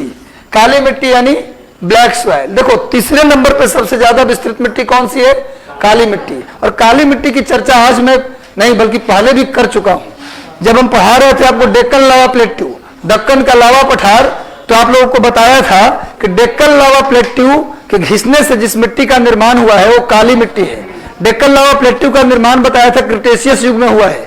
16 डिग्री अक्षांश के पास जो लावा निकला, उस लावा के जमने से जिस पठार का निर्माण हुआ उसे दक्कन का लावा पठार कहते हैं, लिखवाए थे। और इस पठार के घिसने से, कटने से जिस मिट्टी का निर्माण हुआ उसका नाम क्या है, काली मिट्टी। और काली मिट्टी को रेगूर मिट्टी और कपासी मिट्टी के नाम से भी जानते हैं। और उसी समय बता दिया था कि काली मिट्टी का सबसे ज्यादा विस्तार महाराष्ट्र में है। बता दिया था। तो काली मिट्टी को रेगूर मिट्टी, इसको आप लोग रेगूर के नाम से भी जानते हैं। रेगूर, इसको अलग से सभी मिट्टी के बारे में अलग से डिटेल हम लोग करेंगे। ये सिर्फ अभी लिस्ट बना रहे हैं एक भारत में कौन कौन सी मिट्टी है। तो रेगूर सॉइल यानी रेगूर मिट्टी, रेगूर मिट्टी के नाम से जानते हैं। इसी को कपासी मिट्टी के नाम से भी जानते हैं, इसी को कपासी मिट्टी के नाम से भी जानते हैं। क्लियर है, क्योंकि कपास की खेती काली मिट्टी में सबसे ज्यादा होता है, इसीलिए इसका नाम क्या पड़ गया, कॉटन सॉइल। कपासी मिट्टी, अंग्रेजी में इसको आप कॉटन सॉइल भी कह सकते हैं। हाँ, इससे से काली मिट्टी, बहुत अच्छा प्रश्न आपने पूछा है। कम किताबों में कम जगहों पर रहता है। आयरन ऑक्साइड के कारण लाल मिट्टी का रंग लाल, ये तो हर किताब में हर जगह मिलेगा। लेकिन काली मिट्टी का रंग काला किस कारण से, इसके 3 कारण है। एक तो इसमें टाइटेनियम मिलता है, दूसरा मैग्नीज मिलता है और तीसरा आयरन मिलता है। तो आयरन, मैग्नीज और टाइटेनियम के कारण इस मिट्टी का रंग कैसा हो जाता है, काला। काली मिट्टी का रंग काला क्यों होता है? Black soil is black in colour due to iron manganese, iron oxide नहीं, आयरन मैग्नीज एंड, देखिए जब आयरन में ऑक्सीजन से रिएक्शन हो जाता है तब उसका रंग लाल हो जाता है। लेकिन सिर्फ आयरन की बात करें तो उसका रंग कैसा होता है आयरन का? लिखिए, black soil is black in colour due to iron manganese and titanium, iron manganese and titanium. काली मिट्टी का रंग काला लोहा, मैग्नीज और टाइटेनियम के कारण होता है। अगर तीनों ऑप्शन में आ जाए तो ज्यादा सही होगा मैग्नीज। और अगर मान लीजिए आयरन मैग्नीज दोनों रहे तो ई ऑप्शन लगा दीजिएगा। तो मैग्नीज और आयरन मेन है, टाइटेनियम सब्सिडरी में आता है, मेन में कौन है? इसका रंग काला होने का मुख्य कारण पूछे तो मैग्नीज और आयरन। क्लियर है? अब आइए नंबर, ऐसे बता दूं आपको कि ब्लैक सॉइल जो है काली मिट्टी, उसकी तुलना रूस के चेरनोजम मिट्टी से करते हैं। काली मिट्टी इतनी उपजाऊ है कि इसकी तुलना रूस के चेरनोजम मिट्टी से या फिर अमेरिका के प्रेरी मिट्टी से करते हैं। काली मिट्टी की तुलना किससे करते हैं?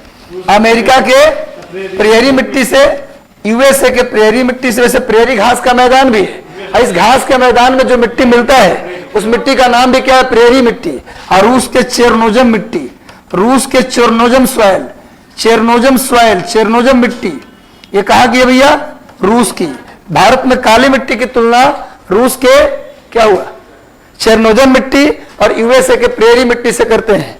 क्लियर है? और इसको और किस नाम से जानते हैं? कपासी मिट्टी और रेगूर मिट्टी के नाम से इसे जानते हैं। और कहाँ मिलता है? डेक्कन लावा प्लेट्यू पर खास करके पाया जाता है। और मालवा के पठार भी लिखवा रहा था तो बताया था कि मालवा के पठार पर भी काली मिट्टी और जलोढ़ मिट्टी का विस्तार है। क्लियर है? अब आइए चौथे नंबर पे आइए, नंबर 4 पे लिखिए। 4 नंबर पे है लेटेराइट मिट्टी। लेटेराइट मिट्टी, केवल थोड़ा पेशेंस रख लीजिए, मिट्टी का लिस्ट बना करके हम छोड़ देंगे आप लोगों को। लेटेराइट मिट्टी हालांकि लैटिन वर्ड है।